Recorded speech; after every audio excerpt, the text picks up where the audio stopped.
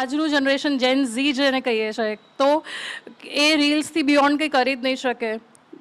That's not the right view. કારણ કે તમે એમને રીલ્સ પર જોવો છો, પણ એમની રિયલ લાઈફમાં તો ઘણું બધું કરી રહ્યા છે જે તમને નથી ખબર. સો એક જ પેલું કહેવાય ને કે એક જ લેન્સથી બધાને જોવા પણ બહુ જ ખોટી વસ્તુ છે.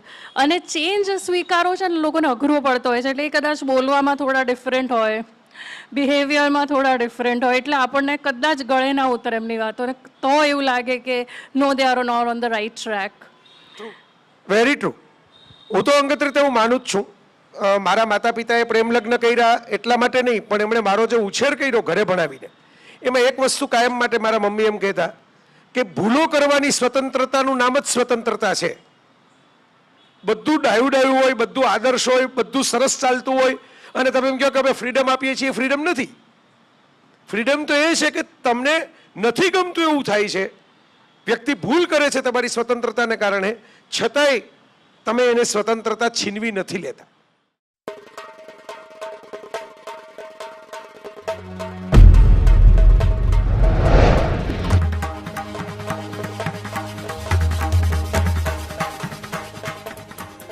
જય વસાવડાના તમામ વિડીયોનો એક જ ઓફિશિયલ ખજાનો એટલે પ્લેનેટ જેવી યુટ્યુબ ચેનલનો જલસો. તો જલ્દી લાઈક કરો, સબસ્ક્રાઇબ કરો અને બેલ આઇકન પ્રેસ કરી ઓલ સિલેક્ટ કરો, જેથી તમે જોઈ શકો અમારા વિડીયો સૌથી પહેલા. વિશે મેં વાંચેલું ખરું કે એણે જે રીતે પોતાની જાતને ડેવલપ કરી છે, સેલ્ફ મેડ પર્સનાલિટી આપણે ત્યાં કહેવાય. હું ગુજરાતીમાં કહું એના માટે તો એક જ શબ્દ કાફી છે, સ્વયં સિદ્ધા. પોતાની જાતે જ સિદ્ધિ સુધી જવું બહુ મહેનત કરીને, અને બહુ સારી વાચક પણ છે. તો નેચરલી એના કુટુંબમાં છે સાહિત્યનો, વાંચનનો, પુસ્તકોનો પ્રેમ, એટલે ગળથુથીમાંથી લઈને જ આવી હોય. અને ખૂબ સરસ રીતે હવે એણે એક નવું અભિયાન શરૂ કર્યું છે, જે તમે એની એન્ટ્રી પહેલાં જોયું, પર્વતનું ટ્રેલર. અમે છેલ્લે પણ પાછા બતાવશું હજી એ ટ્રેલર, એટલે કદાચ કોઈ પાછળથી જોઈન કર્યું હોય તો એને અફસોસ ન થાય. તો એ પર્વત નામનું એનું એક ફિલ્મ આવી રહ્યું છે, જેમાં એ લીડ અભિનેત્રી તરીકે છે. થોડીક વાતો તો એ કરશે એની ફિલ્મની. એમાં બહુ મને ગમતા વ્યક્તિ, ગુજરાતી સિનેમાને જ નહીં, આખા ગુજરાતમાં સજ્જન માણસોને મારે યાદી કરવી હોય તો જેવા યાદીમાં ટોપ 10માં જેનું નામ આવે એવા હિતુ કનોડિયા, એ પણ પર્વતની અંદર છે. એમને અને મોનાબેનને બોલાવ્યા હતા કે આખી લવ સ્ટોરીનો જૂનો એપિસોડ થઈ જાય એવું દાંપત્ય છે બંને જણાનું. તો એ હિતુભાઈ અને સપનાનું પિક્ચર આવી રહ્યું છે. સપનાને તો અમે ખાલી જસ્ટ એઝ અ ફ્રેન્ડલી મેનરમાં પૂછ્યું કે ભાઈ એક જ પુરુષ આવીને આમ વાત કરી રાખે વેલેન્ટાઇન ઉપર, તમે બધાને ખબર પડી જાય કે આમ જ તમને કોઈ મળતું નહીં હોય, કે તમે વાત કરવા કોઈને ભેગા નથી લઈ આવતા. એટલે પછી મેં સપનાને મેસેજ કર્યો. તો સપનાએ બહુ જ ઘણી વ્યસ્તતા વચ્ચે એ ફ્લાઇટની અંદર હતી, મેં મેસેજ કર્યો ત્યારે રાતના 1 વાગે અમારે વાત થઈ, અને એને તરત આ પાડી. અને એટલું બધું મને પોતાને એક લેખક તરીકે મજા પડે એવી વાત કરી કે મને કહે કે તમને ખબર નથી, પણ તમે જે લખતા હો ને એમાં કયા એનેક્ડોટ તમે ભૂલી ગયા હો તો હું યાદ કરીને તમને કહીશ કે તમારા આ આર્ટિકલમાં આ પ્રસંગ હતો, આ આર્ટિકલમાં આ વાત હતી. હું તો ત્યારથી તમને વાંચું છું.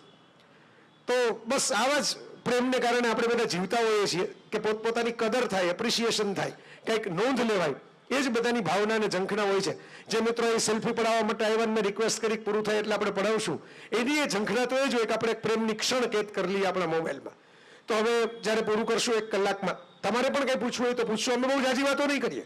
સપનાને થોડી જે વાત કરવી હોય એ કહેશે પોતાના તરફથી, પ્રેમ વિશે, પર્વત વિશે, અને પછી 1-2 સવાલ એ મને પૂછશે, 1-2 સવાલ હું એને પૂછીશ, અને આપણે ઓપન ફોરમ ડિસ્કશન કરવાનું છે. મેં લખ્યું જ છે કે સવાલ જવાબ કરશું. તો તમારામાંથી કોઈના સવાલ હશે તો પણ લેશું. અમારા વોલન્ટિયર મિત્રો હાજર જ છે. કલા સ્મૃતિની બહુ યુવાન ટીમ છે, બહુ સરસ મજાના અમારા મિત્રો મહેનત કરી રહ્યા છે. આનંદભાઈ છે, ધ્રુવી છે, ઘણા બધા મિત્રો છે. એક સાથે કેટલા બધા મિત્રો તમે જોશો, બધા કાળા માથાના માનવીઓ છે. બધાને પ્રેમની વાતો કરવામાં નહીં, સાંભળવામાં નહીં, પ્રેમ જ કરવામાં સીધો રસ પડે એ ઉંમરના છે. તો એ બધા મિત્રોનો પણ આભાર માની લઉં કે એમણે બહુ ટૂંકા ગાળામાં સરસ સજાવટ કરી દીધી, સરસ કાર્યક્રમ કરી દીધો. Thank you all and over to you Sapna. Thank you so much Jaybhai. પહેલાં તો મને એ કહો કે અહીંયા બેઠેલા કેટલા લોકો કપલ્સ છે? વાવ. અને તમે સરસ મજાનો વેલેન્ટાઇન્સ ડે પર વાત કરવા આવ્યા છો તો ઇટ્સ ગુડ. અને જે સિંગલ્સ છે એમના માટે all the very best. Next year I hope કે તમારું કંઈક સેટિંગ થઈ જાય. સો જયભાઈ, આઈ થિંક આ છે ને ઇન્ડિયાનો બિગેસ્ટ ક્વેશ્ચન છે ને ત્યાંથી જ હું શરૂઆત કરું તમારી સાથે વાત કરવાની કે બોલિવૂડમાં સલમાન ખાન છે કે જેના માટે એક વસ્તુ પૂછવામાં આવે છે કે ભાઈ he is the most eligible bachelor. Salman ભાઈનું શું થશે આગળ? એમ આપણા પાસે જયભાઈ છે. જયભાઈ તમારું શું થશે આગળ? આ સવાલમાં તો મને ઓલો ગબ્બરસિંહ વાળો ટોન દેખાય છે કે તેરા ક્યાં હોગા રે કાલિયા.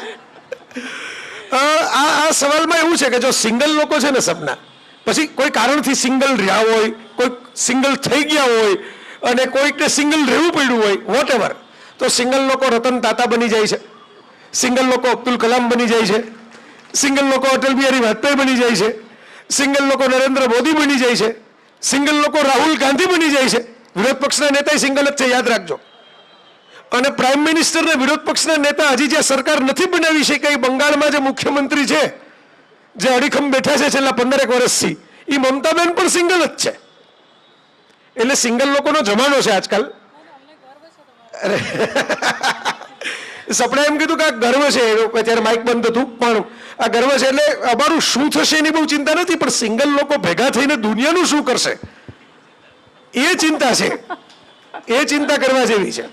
અક્ષય કુમારે એકવાર સલમાન ખાનને બિગ બોસમાં કંઈક અક્ષય કુમારને બોલાવ્યો હતો કોઈ પેલા સરપ્રાઈઝ એન્ટ્રીમાં, અને એમાં સલમાન ખાનને અક્ષય કુમારે કીધું કે ભાઈ ખાસી લોકપ્રિયતા છે અને શરીરે સરસ જમાયું છે અને ગર્લફ્રેન્ડનો સ્કોર પણ સારો એવો છે, એવું બધું અક્ષય કુમારે મજાકમાં સલમાનને કીધું. પણ એ કે એક અફસોસ છે કે અમે અમારા છોકરાઓને ખભે રમાડીને, ખોળામાં રમાડીને મોટા થતા જોયા છે, તારામાં આ નહીં આવે.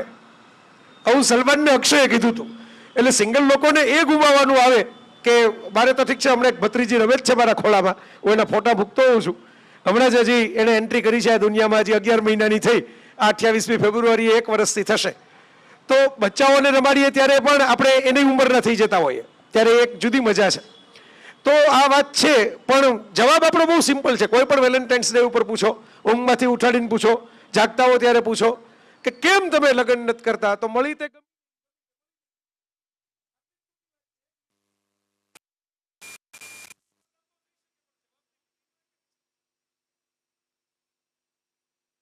યસ. હવે ટર્ન બાય ટર્ન જ વાત કરીએ ને આપણે. ટર્ન બાય ટર્ન મારે પણ એક સવાલ પૂછવાનો છે કે how did you transform your self. એક વ્યક્તિ, એક સમયે મેં એક સ્ટોરી જોયેલી કે ભાઈ એવું કહેવાતું કે ભાઈ સપના છે તો બહુ વેઇટમાં જઈ વસાવડાની કમ્પેરિઝનની અંદર આવી જાય એટલી છે. તમારું વચ્ચે નાખો છો, યુ આર વેરી. એટલે પહેલાનો જઈ વસાવડે એમ રાખીએ આપણે. આ ટકાવી નહીં રાખવું છે ને જી આજ વેઇટ ઉપર. એટલા માટે ત્યાંથી યુ ટુક એ ચેલેન્જ અને you become a superstar in a field of fitness. આજે ઇન્સ્ટાગ્રામ ઇન્ફ્લુએન્સરના જમાના છે, પણ you started influencing people in a positive way before Instagram arrived in public life. તો એ યાત્રામાંથી આ અચાનક હિરોઈન વાળો કૂદકો ક્યાંથી આવ્યો? લોકો આ કૂદકા 18 વર્ષે મારતા હોય છે, તો હવે કેમ મારવાનું શરૂ કર્યું? C when I started my career in fitness, તો મારું કોઈ જ પ્લાનિંગ નહોતું કે હું ફિટનેસ ફિલ્ડમાં આવીશ. આઈ વોઝ ઓવરવેટ, વજન ઉતાર્યું, and I just put my story on YouTube. એના લીધે લોકોને ઇન્સ્પિરેશન મળે. That was only my goal. હું એમાં આગળ વધીશ, ફેમસ થઈશ, આવું બધું તો સપનામાં પણ વિચાર નહોતો. અને મેં જે પણ અત્યાર સુધી કર્યું છે બધું ઇમ્પ્રોમ્પ્ટુ જ ડિસિઝન્સ લીધા છે, કોઈ એવું planning. In fact when I was doing MBA, I was the only person who opted out of placement. So then I lost weight, got famous. Fitness કરિયરમાં જ આગળ વધવું હતું અને then it all got very monotonous. તો થયું કે I am a person who wants challenges. તો થયું કે ક્યાંક એકો શીખવો પડે એવું કંઈક કરું. And that's when I started my career in movies. અને આ સારી વાત છે કે ગુજરાતી ફિલ્મો નવી નવી આવી રહી છે. હું ને અભિલાષભાઈની કાયમ એક અમારા બંનેની કોમન ફરિયાદ છે કે ભાઈ ગુજરાતી ફિલ્મો પાસે સર્જકો છે, પ્રેક્ષકો એટલા સર્જકોના પ્રમાણમાં ઘટે છે. એટલે આપણે બધાએ પ્રેક્ષક થવાનું છે. ગુજરાતી ફિલ્મોમાં સારા લવ સોંગ આવે છે, બાય ધ વે, મારે એ તો ખાસ કહેવું પડશે. હિન્દી ફિલ્મોમાં જે મેલોડી ગાયબ થઈ ગઈ છે ને, એ ગુજરાતી ફિલ્મોમાં હજી ટકી રહી છે. એ સચિન જીગરનું હોય, કેદાર ભાર્ગવનું સંગીત હોય, મેહુલ સુરતીનું હોય, સંગીતકારો આપણી પાસે વૈવિધ્યપૂર્ણ, પાર્થ ઠક્કર, અલગ અલગ છે, પણ બધા લોકો સરસ મેલોડિયસ સોંગ્સ બનાવે છે. એટલે ગુજરાતી ફિલ્મોમાં પ્રેમનું તત્વ ટકી રહ્યું છે, લાગણીનું તત્વ ટકી રહ્યું છે. એટલે એ વાત એક સમજવા જેવી છે. પણ બિસાઇડ્સ ધેટ સપના, મારે એક બીજી વાત એ કરવી છે કે અત્યારે બધા જ લોકોને અત્યારની સ્ત્રીઓ, અત્યારની છોકરીઓ ઉપર શિખામણો આપવાની એક શોખ હોય છે. 90% લોકો જે મળો હું જોતો હોઉં છું કે ભાઈ છોકરીઓએ કેવા કપડાં પહેરવા જોઈએ, છોકરીઓએ કેવું શું જોવું જોઈએ, શું ખાવું જોઈએ, કેમ જીવવું જોઈએ, કોની સાથે ફરવું જોઈએ, કોની સાથે વાત કરવી જોઈએ. હવે મારા જેવો પુરુષ તો વકીલ થઈને બેઠો હોય છે કે આવું ન કરાય, બધાને પોતપોતાની પાંખો છે, નાખો છે, એને ઉડાન તો ભરવા દો. કદાચ ભૂલ કરશે તો એની ભૂલ એ શીખશે, તમારી ભાષણથી નહીં શીખે. ભૂલ કરેલો માણસ એની ઠોકરથી જેટલું શીખે છે ને એટલું ઠપકાથી નથી શીખતો. એને ઠોકર લાગવા દો તો ઠપકા કરતાં વધારે અસર લાગશે. આ મારી થિયરી છે. So what do you know, અત્યારની આ યંગ જે જનરેશન આવી રહી છે અને ખાસ કરીને especially female, young female generation, ટીનેજર્સની, બધા એમ કહે છે કે ભાઈ ઇન્સ્ટાગ્રામ રીલ સિવાય તો કંઈ બીજું કરી શકે એમ જ નથી અને ઇન્સ્ટાગ્રામ રીલમાં પણ કંઈ જાજુ કરી શકે એમ નથી. આવી એક સોસાયટીની કોમેન્ટ છે.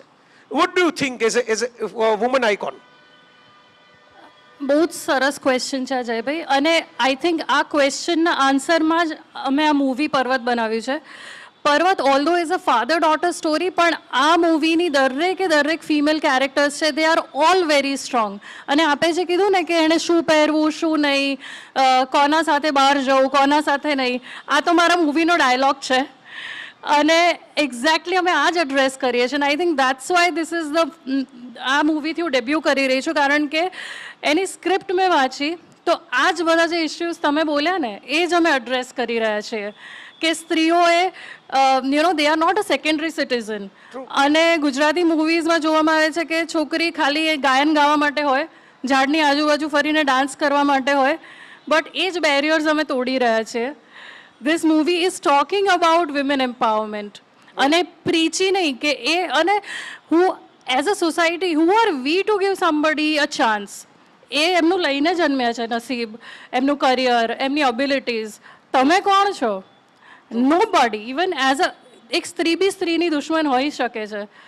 So you are no body.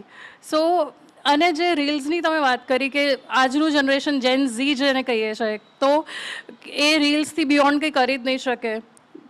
That's not the right view. કારણ કે તમે એમને રીલ્સ પર જોવો છો પણ એમની રિયલ લાઈફમાં તો ઘણું બધું કરી રહ્યા છે જે તમને નથી ખબર. સો એક જ પેલું કહેવાય ને કે એક જ લેન્સથી બધાને જોવા પણ બહુ જ ખોટી વસ્તુ છે. અને ચેન્જ સ્વીકારો છે ને લોકોને અઘરો પડતો હોય છે, એટલે એ કદાચ બોલવામાં થોડા ડિફરન્ટ હોય, બિહેવિયરમાં થોડા ડિફરન્ટ હોય, એટલે આપણને કદાચ ગળે ના ઉતરે એમની વાતો, તો એવું લાગે કે no they are not on the right track. Very true. હું તો અંગત રીતે હું માનું જ છું. મારા માતા પિતાએ પ્રેમ લગ્ન કર્યા એટલા માટે નહીં, પણ એમણે મારો જે ઉછેર કર્યો ઘરે ભણાવીને, એમાં એક વસ્તુ કાયમ માટે મારા મમ્મી એમ કહેતા કે ભૂલો કરવાની સ્વતંત્રતાનું નામ જ સ્વતંત્રતા છે. બધું ડાયું ડાયું હોય, બધું આદર્શ હોય, બધું સરસ ચાલતું હોય અને તમે એમ કહો કે અમે ફ્રીડમ આપીએ છીએ, ફ્રીડમ નથી. ફ્રીડમ તો એ છે કે તમને નથી ગમતું એવું થાય છે, વ્યક્તિ ભૂલ કરે છે તમારી સ્વતંત્રતાને કારણે, છતાંય તમે એને સ્વતંત્રતા છીનવી નથી લેતા. હા, ટોકવા જરૂર જોઈએ, કોઈ ખોટે રસ્તે જાય તો ટોકવા જરૂર જોઈએ. રોકવાનું ક્યાં સુધી આપણે કરશું? પુખ્ત વયનો જ્યારે સમાજ આપણે બનાવવાનો હોય, મેચ્યોરિટી આપણે કહીએ છીએ. મેચ્યોરિટી એને જ કહેવાય કે જ્યારે કોઈએ તમારો હાથ પકડવો ન પડે, તમને જાતે ખબર પડતી થાય કે મારે અહીં બ્રેક મારવાની છે. ભાઈ તમે પાછળ ઘણા મિત્રો ઊભા છે, આ સાઈડમાં ઊભા છે, આગળ અમે પાથરણા એટલે જ પાથરા છે કે પાછળ ખુરશીઓ ભરાઈ જાય તો આગળ આવીને બેસી શકાય. આગળ છે સરસ મજાની ભારતીય બેઠક છે, જે જુવાન મિત્રો પલાઠી મારી શકે, જે બાબા રામદેવના યોગ શિબિરો કરતા હોય અને યોગ કરી શકે, જેને સપનાના વિડીયો જોયા હોય, જીમમાં જવાનું શરૂ કરી દીધા હોય, એ બધા પલાઠી મારીને આગળ આવીને ગોઠવાઈ શકે છે.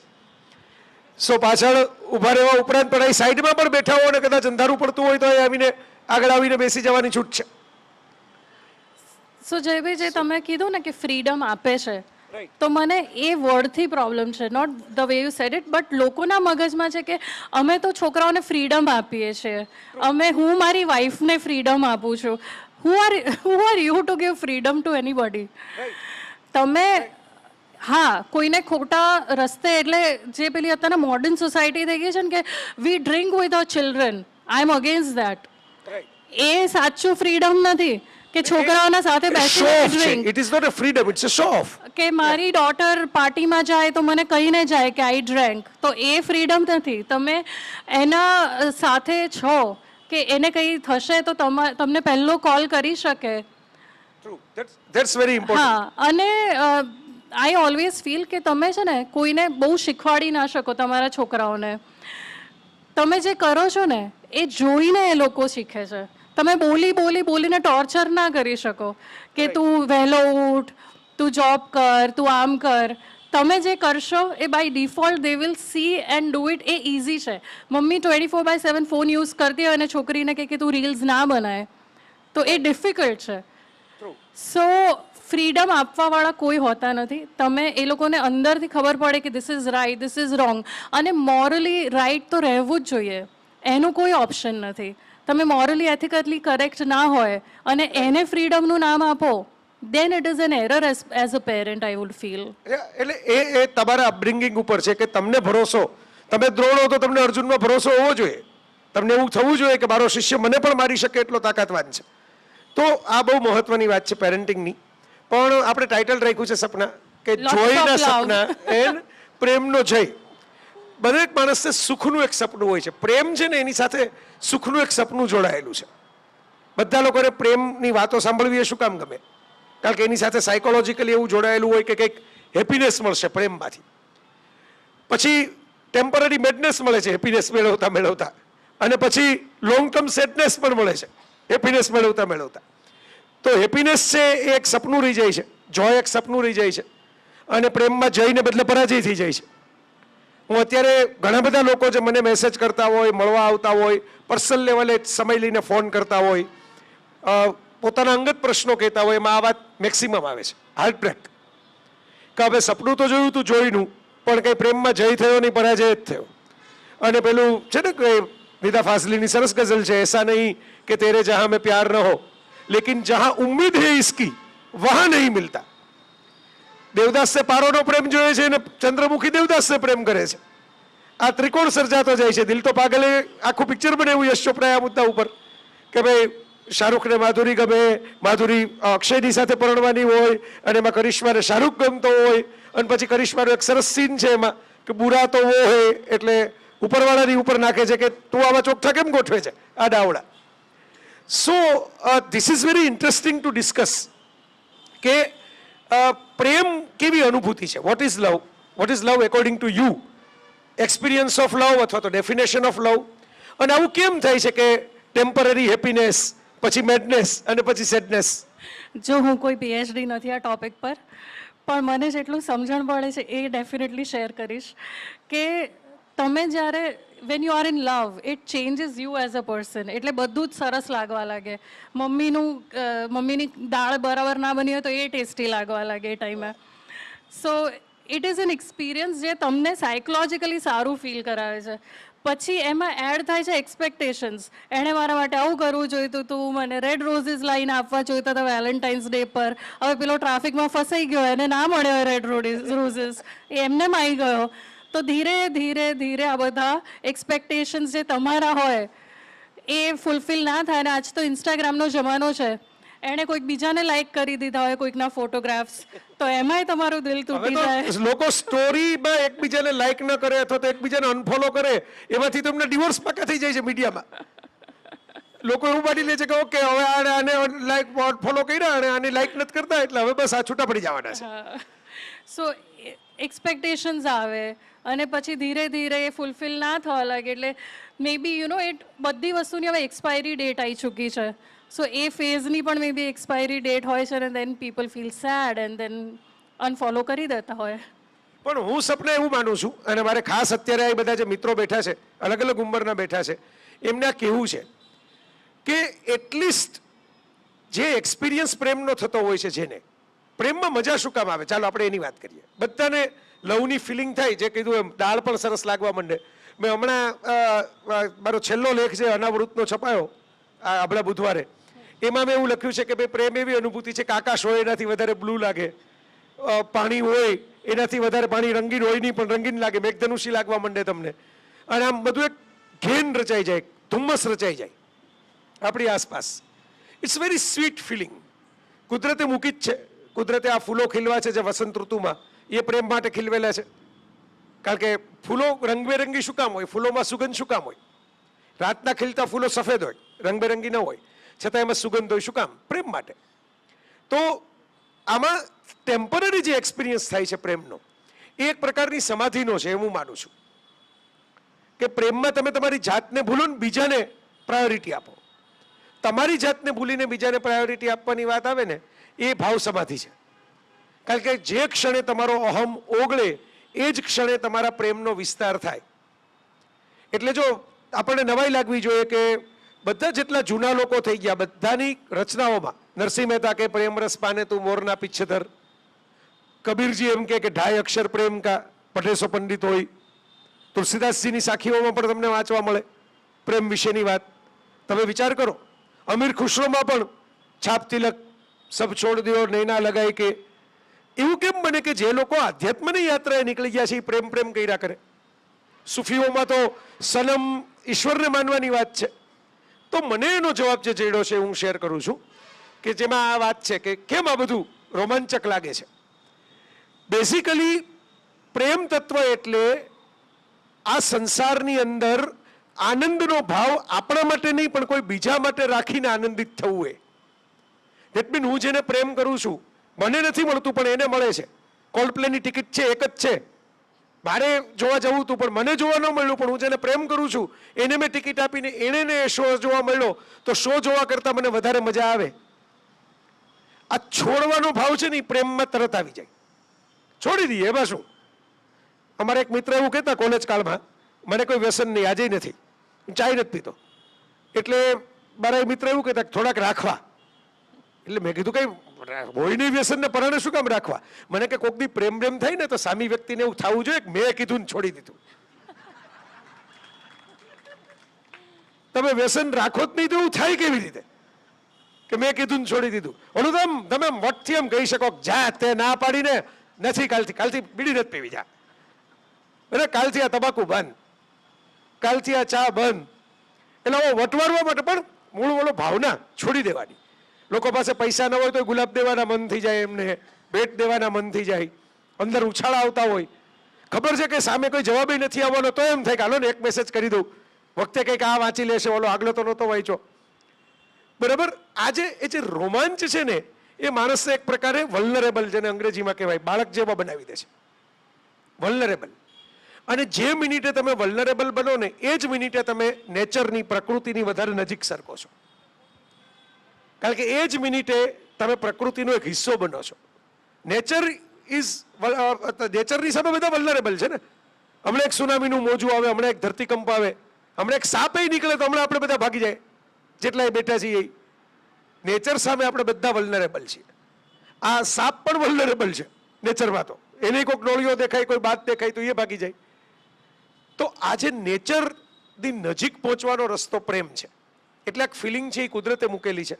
ન થાય તો આપણે થોડા મેડિકલ ચેકઅપ કરાવવા જોઈએ કે કેમ અમને ફિલિંગ નથી થતી એક ઉંમર પછી પ્રેમની. બરાબર. થાય તો ખરી. આ કવિતાઓ એના માટે તો દુનિયામાં રચાય છે, એના માટે તો દુનિયામાં વાર્તાઓ લખાય છે, ફિલ્મો બને છે, એના માટે તો લોકોને તૈયાર થવાનું મન થાય છે કે આપણે જેને પ્રેમ કરીએ એની સામે સરસ દેખાવું છે.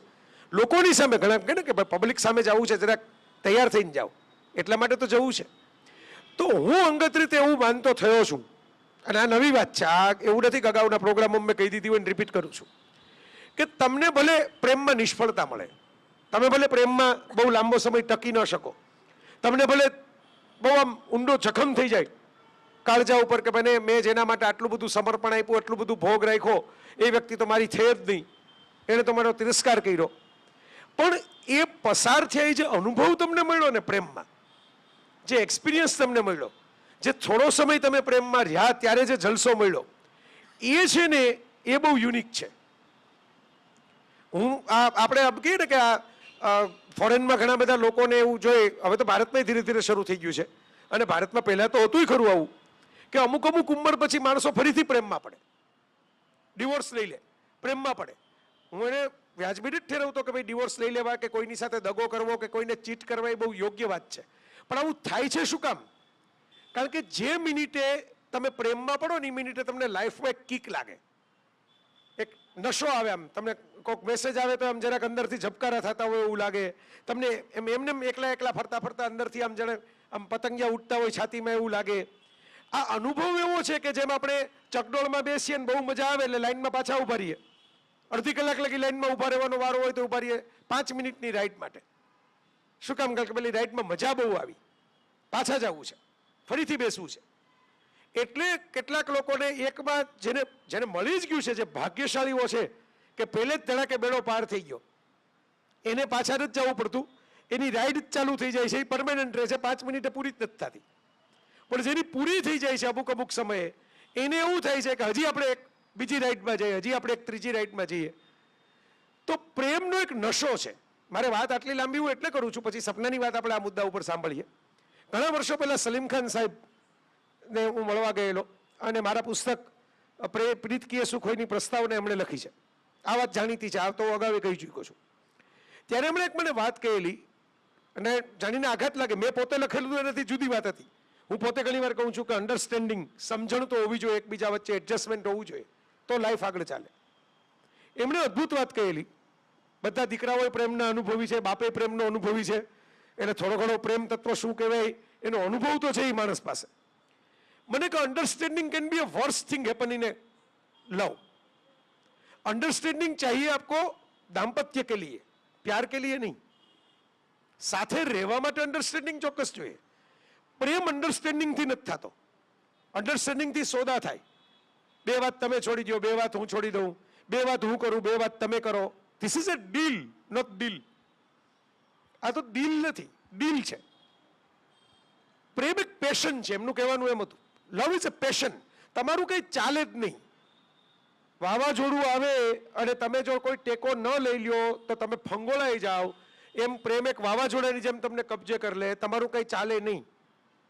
બરાબર? પેલો જૂના જમાનાનો ટૂચકો નથી કે ભાઈ તમે વાઘ સામે જતા રહ્યા અને વાઘ સામે છે તમે હથિયાર વગરના એકલા ઊભા છો તો શું કરશો?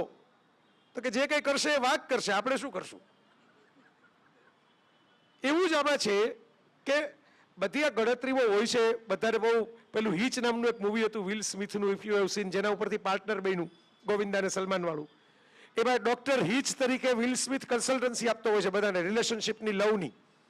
પછી એને પ્રેમ થઈ જાય છે ત્યારે ભાઈ હેડ ઓવર હિલ્સ થઈ જાય છે, કંઈ ખબર જ નથી પડતી શું કરવું શું બોલવું કેવું. બાકીના બીજાને પ્રેમ થતો હોય એમાં બહુ સલાહો હતી એની પાસે.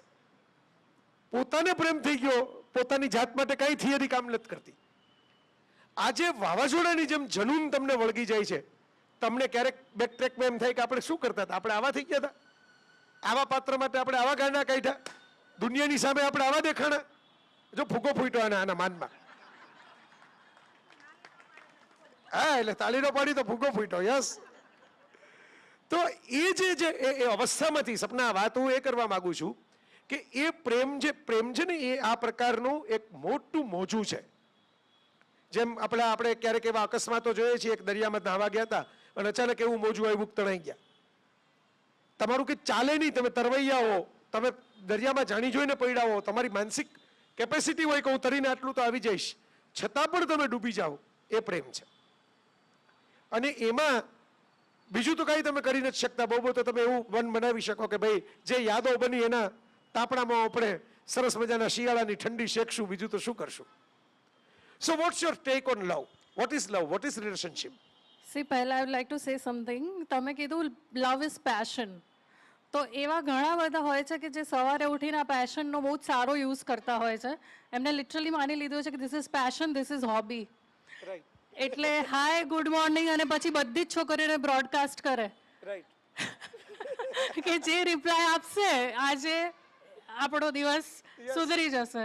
સો પ્રોબ્લેમ એ છે કે તમે ગુડ મોર્નિંગ થી માંડીને બધા જ કે કોઈક તો રિપ્લાય આપશે ને. એટલે એવા પોઝિટિવ લોકો પણ છે કે 10 માંથી એકાદ તો હવે હું મહેનત કરું અને છું. એવી છોકરીઓ પણ છે સામે કે જેને એમ થાય છે કે ઓહો આમાં કઈ આગળ વધવામાં શું વાંધો, એમ ખાઈ પિંજલસા કરવાના છે ને બીજો ક્યાં વાંધો છે. સો આ પેશન ડેન્જરસ છે. યા સો આપે મને શું પૂછ્યું આઈ ફોરગોટ મેં તો એમ કીધું કે જે આ લવમાં બધી અન્ડરસ્ટેન્ડિંગ તણાઈ જાય હા અને ટેમ્પરરી એક મોજાની જેમ આપણે વહી જઈએ Right. પાછળથી એવું થાય કે ભાઈ રિલેશનશિપ માટે આ પાત્ર બરાબર નહોતું અથવા તો આપણે જે ડિસિઝન લીધું એ ખોટું હતું હા હા તો વોટ્સ યોર ટેક શું કરવું છે? બહુ ડાપણથી પ્રેમ થાય કે ગાંડા થઈ જવાથી જ પ્રેમ થાય? આઈ થિંક જ્યારે પણ તમે એક કોઈ પણ પાત્રને સિલેક્ટ કરો છો તો તમારી એ ટાઈમની સમજ એ ટાઈમના ઓપ્શન્સ એ જોઈને સિલેક્ટ કરો છો એન્ડ એ ટાઈમે તો એ વ્યક્તિ બેસ્ટ જ હોય છે. એ તો પછી પાછળથી જ્યારે રોજ રહેતા હોય રોજ મળતા ક્યાં વાત, હોય વેરી વેરી બ્યુટીફુલ સેન્ટેન્સ કે એ ટાઈમે તો એ વ્યક્તિ બેસ્ટ જ હોય છે, પછી પાછળથી બદલાય પછી બધા પ્રોબ્લેમ શરૂ થાય યસ છે. પછી થોડું થોડું રોજ મળતા હોય એટલે ખબર પડે કે ઓ તને તો 3 વ્હાઈટ વાળ પણ છે, તને આમ છે તને તેમ છે. એટલે વાંધાવચકા.com ત્યારે શરૂ થાય છે જ્યારે પ્રેમ કદાચ થોડો ઓછો થવા લાગે છે. બાકી જ્યારે પ્રેમના ચશ્મા પહેર્યા હોય છે ને ત્યારે તો બધું જ પરફેક્ટ લાગે છે, ગ્રીસી બેસ્ટ. બટ જ્યારે આપણા એક્સપેક્ટેશન્સ ઓછા થવા એટલે વધારે પડતા થઈ જાય ત્યારે બધું જ પછી યાદ આવે કે દેખાય કે તું 5 મિનિટ મોડો આવ્યો, તે આમ કર્યું. સો your love should be so strong કે તમને આ બધું દેખાય, એટલે આ બધા જે નાની નાની ભૂલો છે એ ના દેખાય. Very true, then it is love. Very true. જે મેં કહી એ જ વાત આમ જુઓ તો રિફ્લેક્ટ થઈ જુદા સંદર્ભે કે ભાઈ તમે એ વાત કરો, તમે એમ કહો કે હાલો આપણે સમાધાન કરીએ, ઝઘડો થઈ ગયો તો હું ગઈકાલે જ મારે એક કાર્યક્રમમાં કોઈકે પૂછ્યું અને હું બોલ્યો કે ભાઈ ઝઘડા તો પ્રેમની સાબિતી છે. ઝઘડા ત્યારે જ થાય કે જ્યારે સાબા માણસ હર્ટ થાય, ગુસ્સો ત્યારે જ આવે જ્યારે એની અપેક્ષા હતી ને એ કામ ન થયું. બરાબર? પ્રેમનું વિરુદ્ધાર્થી શબ્દ છે ઇગ્નોરન્સ, ઉપેક્ષા. માણસ તમારી સાથે ઝઘડો કરવા જેટલી પરવા ન કરે ને એ ખતરનાક છે. અબોલા લે ઝઘડા લે એ તો સારું, તુમ રૂઠી રહો મેં મનાતા રહું, આવું તો આપણે જન્મ પહેલા લખાઈ ગયું છે. બરાબર? તો રૂસડા મનામણાની એક બ્યુટી હોય છે. માણસ જરા રૂઠે જરા આમ જેને કહેવાય ને, મને તો આ કોન્સેપ્ટ બહુ ગમે આપણા શાસ્ત્રોમાં છે કોપ ભવન, કે કઈ કોપ ભવનમાં બેસી ગયા હતા, પછી દશરથ પૂછવા ગયા કે શું થઈ ગયું તમને, અને એમાંથી પછી ઓલા 2 વચન એમણે યાદ દેવડાવ્યા. પછી કૃષ્ણને પારિજાતનું ફૂલ મળ્યું તો કૃષ્ણએ બાજુમાં રૂકમણી બેઠા હતા એમને આપ્યું. સત્યભામા એમની બાજુમાં બેઠા હતા, સત્યભામાને થયું કે ભાઈ આ બહુ, પાછા નારદજી ત્યાં બેઠા હતા, નારદજીએ બહુ વખાણ કર્યા પારિજાતના, પારિજાત તો આવું છે ને આવું છે ને આવું છે ને. એટલે સત્યભામાને ઓર વાંધો પડ્યો કે એક તો આટલું બધું મહાન ફૂલ છે, એ ફૂલ તો અમને આપી દીધું કૃષ્ણએ, રૂકમણીને આપી દીધું, મને તો પૂછ્યું જ નહીં. એટલે એ પણ કોપ ભવનમાં જઈને બેસી ગયા. પછી કૃષ્ણ એમના હરિવંશમાં છે, ભાગવતમાં છે કે મારું ઘરનું નથી કહેતો. તો પછી કૃષ્ણ એમને પૂછવા ગયા અને પછી તો ઇન્દ્ર સામે લડવા ગયા અને આખું પારિજાતનું ઝાડ જ લઈ આવ્યા સ્વર્ગમાંથી. સારું થયું કોપ ભવનમાં બેઠા હતા, આપણને પારિજાતના ફૂલ મળ્યા, એની સુગંધ મળી. તો આ જે કોપ ભવન વાળો કોન્સેપ્ટ મને બહુ સારો લાગે. કામ એવું એક હોવું જોઈએ કે એક બેલ્ટ હોવો જોઈએ માથે, બરાબર? એમાં આમ તમારે બટન ઓન કરી દેવાનું એમ કે બરાબર હમણાં મને 2 કલાક નહીં બોલાવવાના, કોપ ભવન ચાલુ છે એમ. શું વાંધો છે એટલું જ પૂછવાનું, બીજું કંઈ નહીં પૂછવાનું એમ. ના પણ બહુ જ બધા લોકોના સવારે ચા ના પીવે ત્યારે આ જ ભવનમાં હોય છે, પછી જ નોર્મલ થતા હોય છે. પણ એવું થાય છે કે જેને આપણે બહુ પ્રેમ કર્યો હોય, બહુ એમાં આપણે સમય ઇન્વેસ્ટ કર્યો હોય. Exactly that is the Yes. Problem કે તમે ઇન્વેસ્ટ કરીને બેઠા છો એટલે તમને એવું છે કે બધું શેર બજાર થોડી છે વાહ. કે મેં ઇન્વેસ્ટ કર્યું તો મળવું જ જોઈએ, એના રિટર્ન્સ આવવા જ જોઈએ, એમાં વધારો થવો જ જોઈએ. True. એમાં શેર બજારમાં નથી થતા હવે તો. So that is the problem કે જસ્ટ બિકોઝ તમે ટાઈમ ઇન્વેસ્ટ કર્યો છે અને તમે ઇન્વેસ્ટ કર્યો છે તો મજા કરો ને, તમે તો ઓનેસ્ટ હતા ને. You invested your time, efforts, money, emotions honestly, તો એનું તો ગર્વ અને ઘમંડ હોવું જોઈએ. તમે ચીટિંગ નથી કરી, તમે પાછા નથી પડ્યા, પણ તમને જે જોઈતું હતું એ રિઝલ્ટ ના મળ્યું એટલે તું ખરાબ માણસ છું, તું આમ છું, તું તેમ છું. True. આ એમાં એક શબ્દ આવ્યો સપના, ચીટિંગ. હા, હવે આજકાલ શું છે કે ઓપ્શન વધી ગયા લોકો પાસે, પ્રલોભન વધી ગયા, થેન્ક્સ ટુ કોમ્યુનિકેશન વધી સોશિયલ ગયું. Media. Yes, thanks to social media. એટલે ચીટિંગ વાળું ભલભલા લોકો એકબીજાને કેટલા બધા વાવ લઈ લઈને, અરે આપણે જોયું એક આપણા ક્રિકેટરના કેસની અંદર કે બીજી વાર લગ્ન કર્યા.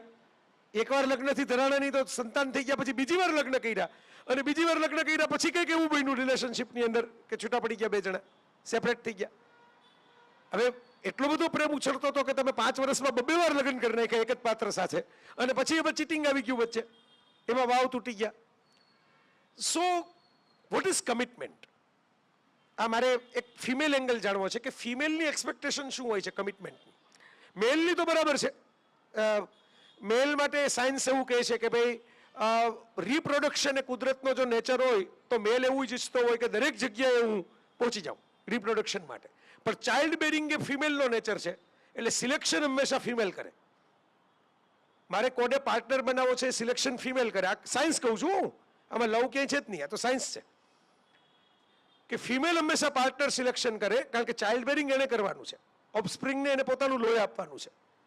એટલે પાર્ટનર સિલેક્શનમાં ફાઇનલ સે પ્રપોઝ પુરુષ કરે, પણ પ્રપોઝની હા કે ના સ્ત્રી પાડે. એટલે મેં મારા લેખમાં એવું લખ્યું કે ભાઈ વેલેન્ટાઇન્સ ડે એવો દિવસ છે કે જેમાં સ્ત્રીઓને એટેન્શન મળતું હોય અને પુરુષોને ટેન્શન થતું હોય. બહુ ઓછા પુરુષો હોય જેને એટેન્શન મળતું હોય, બાકી એને ટેન્શન જ રહેતું હોય કે હું જાઉં પહેલા બીજો કોઈ ગુલાબ લઈને પહોંચી જશે તો, મારા આઈ લવ યુ પહેલા એનું આઈ લવ યુ પહોંચી જશે તો. અને ખરા ખેલાડીઓ એ છે કે જે આવી વાતમાં વેલેન્ટાઇન્સ ડે ની રાહ નથી જોતા. જે બિચારા ભોળા બાલુડાઓ છે એમ માને છે કે 14મી ફેબ્રુઆરીએ કંઈક આપણે મેળ પાડશું, 14મી ફેબ્રુઆરીએ આપણે પૂછી જોશું. બરાબર, ત્યાં લગીમાં તો નવેમ્બર ડિસેમ્બર વાળા ક્યાંય પહોંચી ગયા હોય છે, તો જુલાઈ ઓગસ્ટમાં પહોંચી ગયા હોય છે. એટલે ખાલી સુનિલ દત્તે તો વિચાર કરો, નરગિસને આગમાંથી આમ મધર ઇન્ડિયાના સેટ ઉપર બચાવી લીધી, એમાં તો આખા રાજ કપૂરે મેરા નામ જોકર બનાવવું પડ્યું. તો આવું થતું હોય છે લાઈફમાં કે એના માટે વેલેન્ટાઇન્સ ડે ની કઈ સુનિલ દત્ત એમ કે હવે 14 ફેબ્રુઆરી આવે ને પછી આપણે નરગિસને કહીએ કે રાજ કપૂર કરતા તો હું સારો મૂર્તિયો છું, એવું નહોતું થયું. તો મારે આ જાણવું છે, આ ચીટિંગ અને કમિટમેન્ટમાં ફિમેલ એંગલ શું છે? કમિટમેન્ટ એટલે તમારી પાસે અઢળક ઓપ્શન્સ હોય અને તો પણ તમે એક જણ માટે થઈને લોયલ રહો, દેટ ઇઝ કમિટમેન્ટ.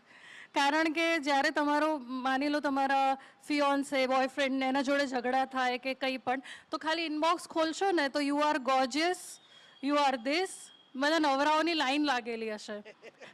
તો ત્યારે તમે એને રિપ્લાય ના આપો અને તમારા પાર્ટનરના મનાવવાની કે કામ થોડું સેટલ થાય એની રાહ જુઓ. So that is commitment I guess. અને બધા ફેઝ સેમ નથી હોતા. સામેવાળો પણ વ્યક્તિ છે, એની લાઈફમાં શું સ્ટ્રગલ કરી રહ્યો છે.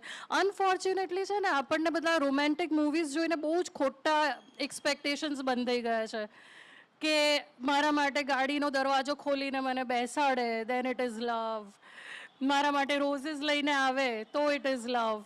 પણ અનફોર્ચ્યુનેટલી જ્યારે રિયલ લાઈફમાં 9 થી 5 તો ખોટું કહું છું, 9 થી રાતના 8-9 સુધી લોકો જોબ કરતા હોય છે, કામ કરતા હોય છે, એ પછી માણસ ઘરે આવીને તમારા સાથે સારી રીતે વાત કરે ને, then also it is true love. Yes, because બધાના લાઈફમાં સ્ટ્રેસ ટેન્શન છે, કોને નથી? આજના 5 વર્ષના છોકરાને ભણવાનું સ્ટ્રેસ છે, તો કમાવાનું ટેન્શન તો હશે જ ને તમારા પાર્ટનરને. જો એટલો નવરો છે કે દર કલાકે બેબી આઈ મિસ યુ ને સ્ટોના तुमने खाना खाया કે નહીં, મેરા બાબુ ક્યાં કર રહા હે, આ બધું કહેવા જોઈએ નવરો હોય તો સમજી લઉં કે બાબુએ જ કમાવા જવું પડશે ફ્યુચરમાં. સો પ્રેક્ટિકલ થવું પડે. Romanticise having your romantic ideas is amazing હોવા જોઈએ, પણ પ્રેક્ટિકલ લાઈફ અનફોર્ચ્યુનેટલી થોડી જુદી હોય છે પિક્ચરો કરતાં. હા, એ વાત સાવ સાચી છે. હું એક ઇકોનોમિસ્ટ મેગેઝિન લંડનથી બહાર પડે છે, એનો એક સબસ્ક્રાઈબર તરીકે મેં એક આર્ટિકલ વાંચેલો અને એમાં એવું એને લખેલું હતું કે rather than being in love we are always into the idea of being in love. થોડું કોમ્પ્લિકેટેડ વાક્ય છે એટલે સમજાવવાની કોશિશ કરું કે એકચ્યુઅલી પ્રેમમાં હોવા કરતાં આપણે પ્રેમના વિચારોમાં વધારે હોઈએ છીએ. આને પ્રેમ કહેવાય, આવો પ્રેમ હોવો જોઈએ.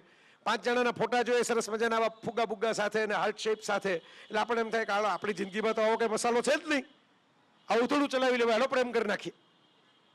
બરાબર, તો આ જે વાત છે એ બહુ ઇન્ટરેસ્ટિંગ છે કે ભાઈ એક બહુ સારા નવલકથાકાર હતા, એમણે એમની નવલકથાની એક પ્રસ્તાવનામાં એવું લખેલું કે અમે લોકોએ જો પ્રેમની કથાઓ ન લખી હોત, અમે એટલે બધા જ લેખકોએ, પ્રેમના ગીતો સંગીતકારોએ બનાવ્યા ન હોત કે પ્રેમની મૂવીઝ ફિલ્મ મેકરોએ બનાવી ન હોત, તો લોકો આટલા પ્રેમમાં ન પડતા હોત. કારણ કે આ તો જોઈને રિફ્લેક્ટ થાય છે કે ઓહો આપણે કંઈક આપણે આવું કરવું જોઈએ, આપણે કોઈક આવી રીતે બોલાવવું જોઈએ, આપણે કોઈક ચોકલેટ આપે એવું હોવું જોઈએ, આપણે કોઈક ડિનર પર લઈ જાય એવું હોવું જોઈએ. હવે તો તમને ખબર હશે કે નવી પેઢીમાં બધા ઇન્ટરેસ્ટિંગ શબ્દો આવી ગયા છે પ્રેમના. એક શબ્દ છે બ્રેડ ક્રમિંગ, એટલે આપણી ભાષામાં કહીએ દાણા નાખવાના. બ્રેડ ક્રમિંગ, બ્રેડના ચૂરા હોય ને ટુકડા, આપણે આમ કેમ આમ પાથરીએ એમ પાથરવાના, એટલે બધી જગ્યાએ પાથરવાના. એઝ યુ સેડ, સવારમાં ઉઠીને નાહી ધોઈ તૈયાર થઈ ઇન્સ્ટાગ્રામમાં 50 જણાને મેસેજ કરી દેવાના, baby I love you, I love you, I love you. બેબીઓ કરતી હોય છે, બાબા I love you, I love you, I love you. આ બ્રેડ ક્રમિંગ છે કે આપણે બધી જગ્યાએ ટુકડા રાખી દીધા. કયું ઉંદર ક્યાંથી આવીને ખાશે એટલે ક્યાંથી આપણા ટ્રેપમાં આવશે એ ઉંદરની મરજી, એના નસીબ. હવે એક બીજો શબ્દ છે નવી પેઢી પાસે, બેન્ચિંગ. એટલે એમ કે નક્કી થઈ ગયું કે આ મને પ્રેમ કરે છે, બહુ સરસ પ્રેમ કરે છે, વેરી ગુડ, આ બેન્ચ ઉપર તમે બેસો, બરાબર. અને સાહેબ ન કે હાલો હું આવું હમણાં, તમે આટલું લેસન કરો, એમ કરીને સાહેબ કોકનો ફોન બોન લેવા જતા રહે બહાર. અહીં કોઈક શિક્ષકો બેઠા હોય માફ કરે મને, પણ આવું આપણે નજરે જોયું છે, બરાબર. કે ભાઈ સાહેબને કંઈક પગથિયાનો ફોન લેવાનો હોય એટલે એમ કે ભાઈ આટલો તમે દાખલો પૂરો કરો ત્યાં હું આવું. આ છે બેન્ચિંગ. નક્કી થઈ ગયું કે આ તો મને પ્રેમ કરે જ છે, એટલે હવે એમાં બહુ રસ નહીં લેવાનો, એને બેન્ચ ઉપર બેસાડી દેવાના, પછી બીજું ગોતવાનું. પછી નક્કી થઈ ગયું કે આ પ્રેમ કરે છે એટલે એમાં આગળ નહીં વધવાનું, એને બેન્ચ ઉપર બેસાડી દેવાના. બેન્ચ ઉપર 8-10 જણાને બેસાડવાના, પછી ઠાઠથી આમ જોવાનું કે હા કોણ બેઠું છે આપણી બેન્ચ ઉપર, ઓ આટલા છે, હવે આમાંથી નક્કી કરીએ કોની સાથે જવું. આ પણ એક નવી પેઢીનો શબ્દ છે. નવી પેઢીમાં સિચ્યુએશનશિપ નામનો એક શબ્દ છે. નવી પેઢીમાં રિબાઉન્ડ રિલેશન નામનો એક શબ્દ છે. રિબાઉન્ડ રિલેશન એટલે હું પ્રેમ નથી કરતી કોઈને, પણ મારું એક બ્રેકઅપ થઈ ગયું છે અને બ્રેકઅપમાંથી મારે બહાર આવવું છે, અને બહાર આવવું છે એટલે કોકને કોક તો જે મળે, બરાબર. આપણે હાથમાં હાથ નાખીને ફોટો તો મૂકી જ દેવાનો થાય છે, બસ 10 જણાને દેખાડવો તો જોઈએ જ. એટલે આ છે રિબાઉન્ડ રિલેશન. તમે રિબાઉન્ડ થઈને રિલેશન બાંધવા જાવ છો, લવને કારણે નહીં. હવે આખા શબ્દાવલી જ આવી થઈ ગઈ હોય બધાની, જ્યાં આવા ટર્મ્સ હોય ત્યાં લવ શબ્દ તો કેટલો બધો પાછળ બિચારો એમને ખૂણામાં પડ્યો હોય એક જગ્યાએ, કે જ્યાં બેન્ચિંગ, બ્રેડ ક્રમિંગ, રિબાઉન્ડ એવું બધું ચાલતું હોય ત્યાં. So what's your take, what do you think, શું થશે? મને એવું લાગે છે, મારો વ્યૂ તો કહી દઉં, મને એવું લાગે છે કે આમ લોકો જ્યારે ગાંડા તૂર વાવાઝોડામાં પાણીના મોજામાં તણાતા હોય ને ત્યારે તમે કંઈ જાજુ કરી ન શકો, અનલેસ કે તમે રાહ જોઈ શકો. યુ હેવ ટુ વેઇટ કે આ પાણી ઓછું થાય, વરસાદ ઘટે. યુ હેવ ટુ વેઇટ કે ભાઈ આ વાવાઝોડું પવનનું જોર ઘટે, સ્થિર થાય. એટલે આ જે અત્યારે નવો પ્રવાહ આવ્યો છે એ જ્યાં લગી પૂરો ન થાય ત્યાં લગી યુ હેવ ટુ વેઇટ. તમે બીજું કંઈ કરી નહીં શકો એમાં, કારણ કે તમે એક વ્યક્તિને બાવડું પકડીને તો એની જિંદગીના માલિક થવાના નથી, માલિક થવું આપણને ગમે નહીં. હું ઘણીવાર કહું કે તમારો હક ટીકા કરવાનો છે, ટીકા કરવાથી વધારે ફોર્સ કરવાનો તો છે નહીં, એને જ લોકશાહી કહેવાય. તો વોટ્સ યોર ટેક? આ બેન્ચિંગ, બ્રેડ ક્રમિંગ, રિબાઉન્ડ, આ યુગની અંદર રિલેશન ક્યાં જશે? પ્રેમ ક્યાં જશે? આ બધા જ કબીરસિંહ થવાના ધંધા છે. અલ્ટિમેટલી આનો એન્ડ ત્યાં જ આવે. કારણ કે જો તમે એક વસ્તુ સમજો કે તમે કોઈક સાથે સિચ્યુએશનશિપ કરી રહ્યા છો, કે તમે કોઈને યુ હેવ 10 ઓપ્શન્સ રેડી, તો અલ્ટિમેટલી જ્યારે તમે ઊંઘી જશો ત્યારે તો તમારી આત્માને ઓનેસ્ટ આન્સર આપવા પડશે ને. તમે કોઈ પણ વ્યક્તિ હોય એ સૂતા પહેલાં પોતાની જાત સાથે વાત કરે જ છે, તો એ ત્યારે તો તમે સામેવાળાને ચીટ કરો છો, પણ તમારી અંતરાત્માનું શું, એ તમને ઊંઘવા નહીં દે. એટલે આ બધા ફેન્સી ટર્મ્સ છે. I think that is one of the reasons કે અહીંયા અત્યારે આટલા એડિક્શન્સ વધી રહ્યા છે, કે અંદરનો અવાજ ક્યાંક ને ક્યાંક શાંત કરવા માટે, એને થોડું મફલ્ડ કરવા માટે તમે વધારે સ્મોક કરો, ઇન્ટરેસ્ટિંગ, તમે વધારે આલ્કોહોલ લો, તમે ઇવન તમે જે કોન્ટેન્ટ કન્ઝ્યુમ કરો છો 24 કલાક કંઈક ને કંઈક જોતા રહો છો. તો એ કેમ છે? કારણ કે એ નવરા પડો તો અંદરનું બધું બોલવા લાગે કે ભાઈ શું કરે છે તું. તો એ વસ્તુને શાંત કરવા માટે તમે તમારા માઇન્ડને, દિલને બિઝી રાખો છો, અને એ આ બધું કરો છો ને એના લીધે છે. સો બીજા લોકો તમને સજા આપે એ પહેલાં તમે જ પોતાની જાતને સજા આપો છો. That's interesting.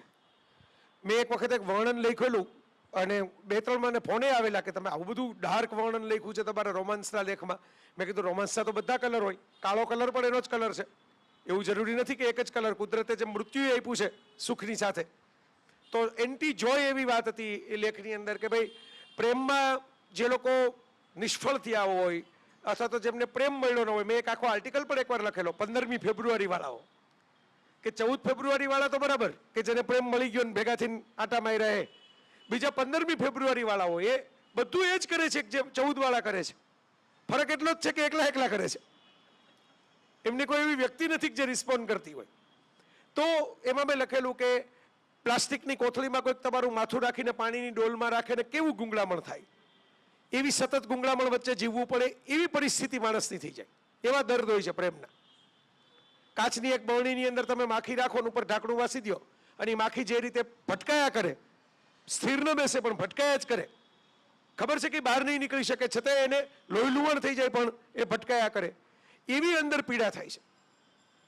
ઘાયલ કિગત ઘાયલ જાને એવી વાત છે, કારણ કે એ તો જેમાંથી પસાર થયા હોય એને ખબર પડે. મને એક વખત એવું પૂછવામાં આવેલું કે what we can do in a situation of heart break. એટલે મેં એવું કહેલું કે જે હમણાં કહ્યું ને કે ભાઈ એને ભૂલવા માટે તમે બીજામાં કંઈકમાં પ્રવૃત્ત થાવ, કોઈ શોખ રાખો, બહાર નીકળો. અને એક શબ્દ તો મારો બહુ પ્રિય છે, વેન્ટિલેશન રાખો. હવા ઉજાસવાળું ઘર આપણે પસંદ કરીએ, હવા ઉજાસવાળો સ્વભાવ રાખો. કોઈક એવા સરનામા રાખો, કોઈક એવા મિત્રો રાખો, ભાઈબંધો રાખો, સ્વજનો રાખો, જ્યાં મધરાતે ફોન કરીને આપણા મગજમાં શું ચાલે છે ઠલવી શકાય, એક્સપ્રેસ થઈ શકે. નહીંતર એ અંદર ઘૂંટાયા રાખશે તો તબિયત ઉપર પણ અસર થાય છે. એની મોડર્ન મેડિકલ સાયન્સ એવું કહે છે કે stress is a biggest killer. તો આ પરિસ્થિતિ હોય છે માણસોની. So she has rightly pointed out કે ભાઈ જે અત્યારે પરિસ્થિતિ ચાલે છે અત્યારે આપણને એમ લાગે છે કે લોકો કેટલા બિઝી છે. એકચ્યુઅલી લોકો પાસે કશું મિનિંગફુલ નથી એટલે લોકો ટાઈમપાસ કરી રહ્યા છે ચારે બાજુ. બાકી મારું પર્સનલ ઓબ્ઝર્વેશન છે કે સંબંધ એને કહેવાય કે જેમાં બે જણા મળ્યા હોય ત્યારે મોબાઈલની બેટરી ઓછી ઉતરે. કારણ કે તમે મોબાઈલનો ઉપયોગ ઓછો કરો છો, વ્યક્તિગત વાતચીતનો ઉપયોગ વધારે કરો છો. એકબીજા સામે હો ત્યારે તમે મોબાઈલને બાજુમાં મૂકી શકો છો, મોબાઈલ ઉપર ડિપેન્ડન્ટ નથી રહેતા. આ એક છે, મને નવી પેઢીમાં શ્રદ્ધા છે, હું માનતો હોઉં છું કે સામે કોક છે તો જ મોબાઈલમાં રસ પડે છે ને. એટલે ત્યાં હજી इस नदी की धार से ठंडी हवा आती तो है, नाव जर्जर ही सही तूफानों से टकराती तो है, एक चिंगारी कहीं से ढूंढ लाओ दोस्तों, अभी इस दिए में भीगी हुई बाती तो है. ક્યાંક તો હજી પડેલું છે, ક્યાંક તો હજી કોઈક રોમેન્ટિક ફિલ્મો આવી જાય તો માણસો જોવે છે, કોઈક એવી સિરીઝ આવી જાય તો માણસો યાદ કરે છે, કોઈક એવું ગીત આવી જાય તો માણસો એને રાખે છે. બરાબર? તો આ ક્યાંક તો છે પડેલું, પણ એને પકડી નથી શકાતું. સમહાવ આપણે ખબર નહીં નફરતનું શિક્ષણ આપીએ છીએ, પ્રેમનું શિક્ષણ નથી આપતા. આપણે જાહેરમાં, હું તો અનેક વાર કહું છું, આ વાત ચવાઈ ગઈ છે હવે તો. બરાબર? જાહેરમાં થૂકી શકીએ, જાહેરમાં મળમૂત્રના વિસર્જન કરી શકીએ, પણ જાહેરમાં ચુંબન કે આલિંગન તો જવા દો, હાથમાં હાથ પકડીને થોડોક સમય ચાલો તો બે જણા વિડીયો ઉતારી લે. બરાબર? કે તમે દુઃખી થયા, તમે નોકરીમાંથી જતા રહ્યા, તમે ફેલ થયા, તમે પરીક્ષામાં માર્ક ના આવ્યા ત્યારે કોઈ પૂછવા નહીં આવે. પણ તમે કોઈ છોકરા કે છોકરી ભેગા ફરવા નીકળો 5 દિવસ લગી તો આખું ગામ પૂછવા માટે આવે, કોણ છે, કોણ છે, કોણ હતું, કોણ હતું, શું છે. તો આ જે સિચ્યુએશન આપણે ઊભી કરી છે, સપના શું લાગે છે? એવું લાગે છે કે નવી પેઢીમાં હજી એ કુમાશ, એ સંવેદનાઓ મને તો લાગે છે કે છે, પણ ધરબી દેવામાં આવી છે. એક તો કરિયરનું પ્રેશર, બીજી બાજુથી એક આદર્શ સંતાન થવાનું પ્રેશર, ત્રીજી બાજુથી દુનિયામાં મારા ફ્રેન્ડ્સ સર્કલમાં, મારા પિયર ગ્રુપમાં એવું લાગવું જોઈએ કે હું કુલ છું, I am the best, I am the cool, I am the special. એ પ્રેશર એની વચ્ચે ખોવાઈ ગયું છે, પણ છે ખરું. આઈ ફીલ કે આનું છે ને મૂળ ક્યાં જાય છે? આપણા પરિવારમાં, આપણા ઘરના અંદર શું કયા પ્રકારનું કલ્ચર આપણે ડેવલપ કરીએ છીએ. Ultimately young generation is a reflection of what you are sewing inside your house. એટલે જો તમે અંદર મ્યુચ્યુઅલ કોમ્પિટિશન છોકરાઓને પર બર્ડન નહીં નાખો કે જો બાજુવાળાનો આટલો રેન્ક આવ્યો, તારો કેમ નથી આવતો, વિમેન અંદર ઉસકી સાડી મેરી સાડી સે સફેદ कैसे, તો આ બધા અંદર કોમ્પિટિશન ના કરીએ તો છોકરાઓને કોઈ કોમ્પિટિશન કે કશું દેખાદેખીનો વિચાર નથી આવતો. હમણાં જ એક સુરતમાં આપણે જોયું હશે વિડીયો, ઇટ વોઝ વાયરલ, અને એના ઉપર ઘણી બધી ડિબેટ્સ પણ થઈ કે 10th 11th સ્ટાન્ડર્ડના છોકરાઓ બહુ જ પોશ અને એવી કાર્સ લઈને નીકળી પડ્યા હતા રસ્તા ઉપર. તો હવે મા બાપ આપે છે તો એ લોકો વાપરે છે ને. તમે યંગ જનરેશનને બ્લેમ કરવી બહુ ઇઝી છે કે આ તો આવા છે ને આમ છે ને તેમ છે, પણ એમને એ ફ્રીડમના નામે ગાડી, ફ્રીડમ રિસ્પોન્સિબિલિટી વગર ના આપવી જોઈએ. Very true. તમે રિસ્પોન્સિબલ છો તો તમને ફ્રીડમ મળે જ છે ને, તો તમે એના હકદાર છો. પણ તમે 10th 11th સ્ટાન્ડર્ડના છોકરાઓને કાર્સ આપી દો કે તું ફર, અને પછી એક્સિડન્ટ થાય તો કે યંગ જનરેશન ખરાબ છે. That's very wrong. Very right. So જ્યાં ઘરની દીવારોમાં આ સંસ્કાર આપવામાં આવશે કે કંઈ પણ તમે દુઃખી છો તો તમે બોલી શકો છો. પ્રોબ્લેમ એ છે કે આજે રૂમે રૂમે ટીવી થઈ ગયા છે અને બધાના હાથમાં ફોન્સ આવી ગયા છે, એટલે છોકરો પોતાના પેરેન્ટ્સના સાથે અમુક વસ્તુઓ નથી કરતો, એ એના સ્ટેટસ પર મૂકી દે છે, પણ એ સામે બેઠેલી મમ્મીને નથી કહી શકતો. તો પહેલાં તો એ કરવાની જરૂર છે કે તમે તમારા ઘરમાં એવો એક કલાક રાખો રોજ રાતે સૂતા પહેલાં કે જ્યાં બધા પોતપોતાના દિલની વાત કરી શકે. અને આ બહુ અઘરી વસ્તુ છે, નોન જજમેન્ટલ થઈને ઘરના લોકોની વાત સાંભળવી ને. કારણ કે આપણા બધામાં છે ને એક ફૈબા બેઠા હોય છે, એ તરત પેલો કંઈક કહે એટલે તરત સલાહ આપવા બેસી જાય. અરે ખાલી સાંભળો, બધી વસ્તુનો આન્સર માટે તમને કોઈ નથી કહેતું. ઘણીવાર ખાલી તમે સાંભળો ને એના માટે વ્યક્તિ કહે છે. સો પહેલાં સાંભળતા શીખો. સલાહ માટે છે ને થોડું આપણો મનનો ઘોડો કંટ્રોલમાં રાખો, તરત સલાહો ના આપો.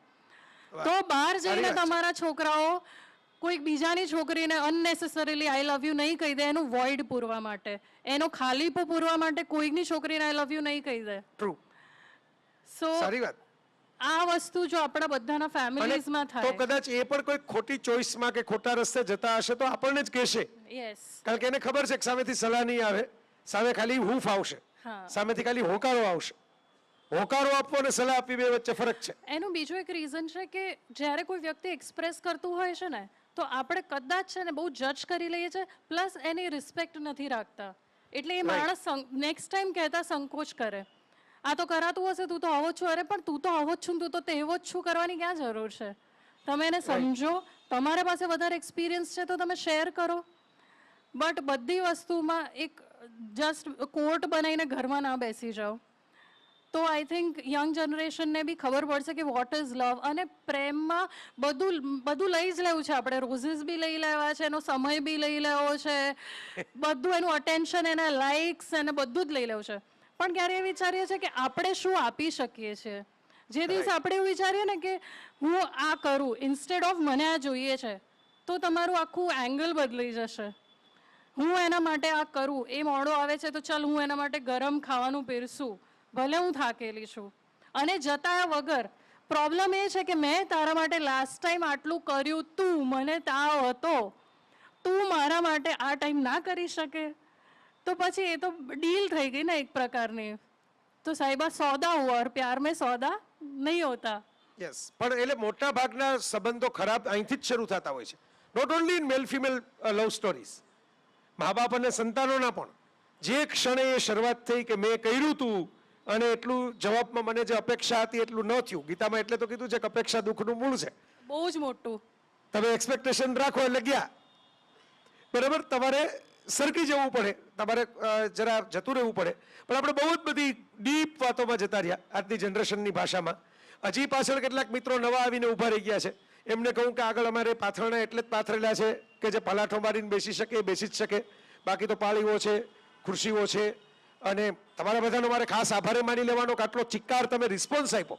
વેલેન્ટાઇનની સાંજે કરવા જેવા ઘણા કામો તમારી પાસે હશે, એટલે બદલે તમે મને સપનાને સાંભળવા માટે આવી ગયા. સો થેન્ક યુ, સલામ. અને આગળ જગ્યા છે જો તમારે અહીં આગળ આવીને બિરાજમાન થવું હોય તો. So let's gate light.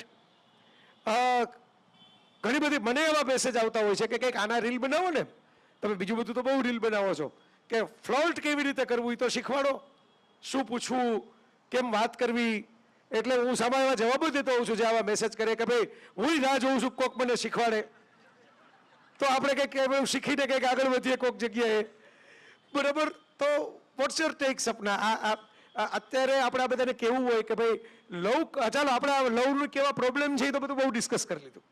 હવે એકચ્યુઅલ લવ કરવો છે તો શું કરવું જોઈએ? ફ્લર્ટ કેવી રીતે કરવું, લવ કેવી રીતે કરવો? તમે મને ખરેખર એક સ્પોટમાં મૂકી દીધી છે. પણ જો તમે you can ask as well, તમે તું પણ પૂછી શકે કે આમાં શું શું કરવા જેવું છે. એ તો પૂછીશ, થોડી છોડીશ. પણ જો લવનું તમને કોઈને પૂછીને કરવો પડતો હોય ને તો પછી આ ગેમ તમારા માટે છે જ નહીં, તો અરેન્જ મેરેજ કરી લો. કારણ કે પ્રેમ એવી વસ્તુ છે ને કે સામેવાળી વ્યક્તિને મળવાથી જે દિવસે તમે ખીલવા લાગો ને તો એ પ્રેમ છે. અને ફ્લર્ટના ક્લાસીસ ના હોઈ શકે, એ બધું થઈ જ જતું હોય છે કે કોઈકની તમને ખબર હોય કે એનો 5 વાગે ટ્યુશનનો ટાઈમ છે અને તમે 4:50થી ફિલ્ડિંગ ભરવા માંડો તો એ પ્રેમ છે ને શીખવાડવું. આ એક જ એવી વસ્તુ છે ને કે જ્યાં કોઈને કશું જ શીખવાડવું પડે એવું છે નહીં. બધા પીએચડી છે, ઘરે ઘરે પીએચડી છે કે કેવી રીતે મેસેજ કરવો. ધારો કે એનો નંબર નથી આપતી તો can I have your Insta ID થી શરૂ કરવું. ધીરે ધીરે ટીપ આવી જાય છે આવી રીતે. એટલે ધ્યાન રાખવી, આમ જે મળે આમાં જે સોનાનું છે એમ માનીને આપણે મન મોટું રાખવું અને ઝીલતા જવું, જે ટીપ મળે. પણ અહીંયા તો બધા ગુરુ બેઠા છે આમાં તો. હું તો જુનિયર કેજીની વાત કરી રહી છું. સો શીખવાડવા જેવું તો કંઈ હોતું જ નથી, બધા એક્સપર્ટ જ છે આમાં. હાઉ ટુ ફ્લર્ટ, હું ઓડિયન્સને પૂછું ને તો આપણને બીજા 10 આન્સર મળી શકે એમ છે. હા, એ વાત કરી હો, આપણે ઓડિયન્સને પૂછવું જોઈએ કે તમારી પાસે કઈ ટીપ હોય તો અમને કહો. બરાબર, મને તો કયો જ કયો, એમાં શું. આવતા વેલેન્ટાઇન્સ ડે ઉપર હવે આ તો પૂરો થવા આવ્યો. સો એનીવન કેમ કે ધ્રુવી, આપણા બધા મિત્રો કોઈ કદાચ કોટલેસ બાઇક લઈને જઈ શકે? યસ યસ યસ, હાજર છે. જુઓ, કોઈને ટીપ આપવી છે, કઈ પ્રેમ કરવાની ભાષા શીખવાડવી છે? ઓકે, ત્યાં યસ, આ એક હાથ ઊંચો થયો, એક પાછળ હાથ ઊંચો થયો. પેલું કોણે લખ્યું છે ભૂલી ગઈ, પણ એક બહુ જ સરસ છે કે દરિયાના મોજા કઈ રેતીને પૂછે તુષારભાઈનું, તુષાર કે શુક્લા, તને ભીંજાવું ગમશે કે કેમ, એમ પૂછીને થાય નહીં પ્રેમ. પ્રેમ. વાહ વાહ. હા, તો તુષારભાઈની વાત કરી, બહુ સરસ વાત છે કે દરિયાના મોજા કઈ રેતીને પૂછે કઈ તને ભીંજાવું ગમશે કે કેમ. મને એમ લાગે છે કે પ્રેમ કરવા માટે કોઈ એક દિવસ ના હોય. વેલેન્ટાઇન ડે છે એ બધી ખબર નહીં, આપણી સંસ્કૃતિ તો છે જ નહીં. પ્રેમ નિરંતર હોય. પ્રેમમાં આપણે જે કંઈ મેળવીએ છીએ એના આનંદ કરતાં એના ખોવાનો ડર વધારે હોય, મારું એવું માનવું છે. તમે પ્રેમ કરો છો તો એની અભિવ્યક્તિ બેને જેમ કીધું કે અંદરથી તમે ખીલવા લાગો તો એને તમને સમજી લેવાનું કે તમને કોઈને સાચો પ્રેમ થયો. એટલે કોઈ સજેશન તો હું તમને ના કરી શકું, કારણ કે તમે પ્રેમના પૂજારી છો. એટલે પ્રેમ વિશે એટલું બધું લખ્યું. પ્રેમ પૂજારી ભગવાન નથી, એટલે પછી એવા નહીં નહીં, ખબર તો પૂજારી હોય ભગવાનની વધારે નજીક હોય બીજા કરતા, એવું માનીએ છીએ. ધન્યવાદ. Thank you sir.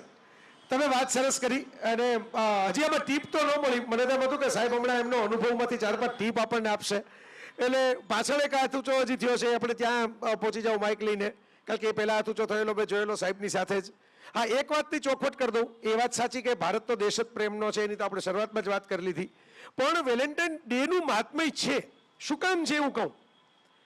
Prem express કરવામાં આપણે છે ને બહુ સંકોચમાં ઘણી વાર આવી જઈએ છીએ. મને મારો એક જાત અનુભવ કહું. મારા પપ્પા બીમાર હતા, પથારીવશ હતા એકદમ, અને પરિસ્થિતિ થોડી નબળી હતી.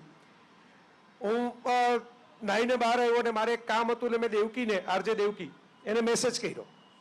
એટલે એના પપ્પાને એને ગુમાવ્યા હતા, એને થોડાક મહિના જ થયા હતા. એના પછીની જ એક શરદ પૂનમે મેં મારા પપ્પાને ગુમાવ્યા. એટલે મેં એમ કીધું, પપ્પાની તબિયત થોડી નાજુક છે અને આ એક કામ મારું છે, મારાથી થઈ શકે એમ નથી અત્યારે. ઘરે બેસીને મને હતું હું કરી દઈશ, પણ મારાથી નહીં થાય તો on behalf of me if you can do it, તો હું તમારો નંબર આપી દઉં અને એમ કહું કે ભાઈ મારા કરતાંય વધારે ટેલેન્ટેડ વ્યક્તિઓ છે, એ તમારું આ પ્રોજેક્ટ પૂરો કરી દેશે. એટલે દેવકીનો મને સામો જવાબ આવ્યો કે ભાઈ એ પ્રોજેક્ટને અત્યારે પડતો મૂકો, પપ્પા બીમાર હોય ત્યારે આપણે પ્રોજેક્ટની ચિંતા ન કરાય, મને ખાલી નંબર આપી જો, બાકીનું હું ફોડી દઈશ. પણ તમને હું એમ કહું છું કે પપ્પા લખ્યું હતું કે હવે તો પપ્પાની એટલી કોન્શિયસનેસ પણ નથી રહી, આંખ મીચેલી હોય છે અને શ્વાસ લેતા હોય છે. તો કે તમે હાથ પકડો, બાજુમાં જાઓ, કાનમાં જઈને એમ કહો કે આઈ લવ યુ, થેન્ક યુ, તમે બહુ કર્યું મારા માટે, મને બહુ મજા આવે છે તમે છો, તો આવું બધું કહો. It is important.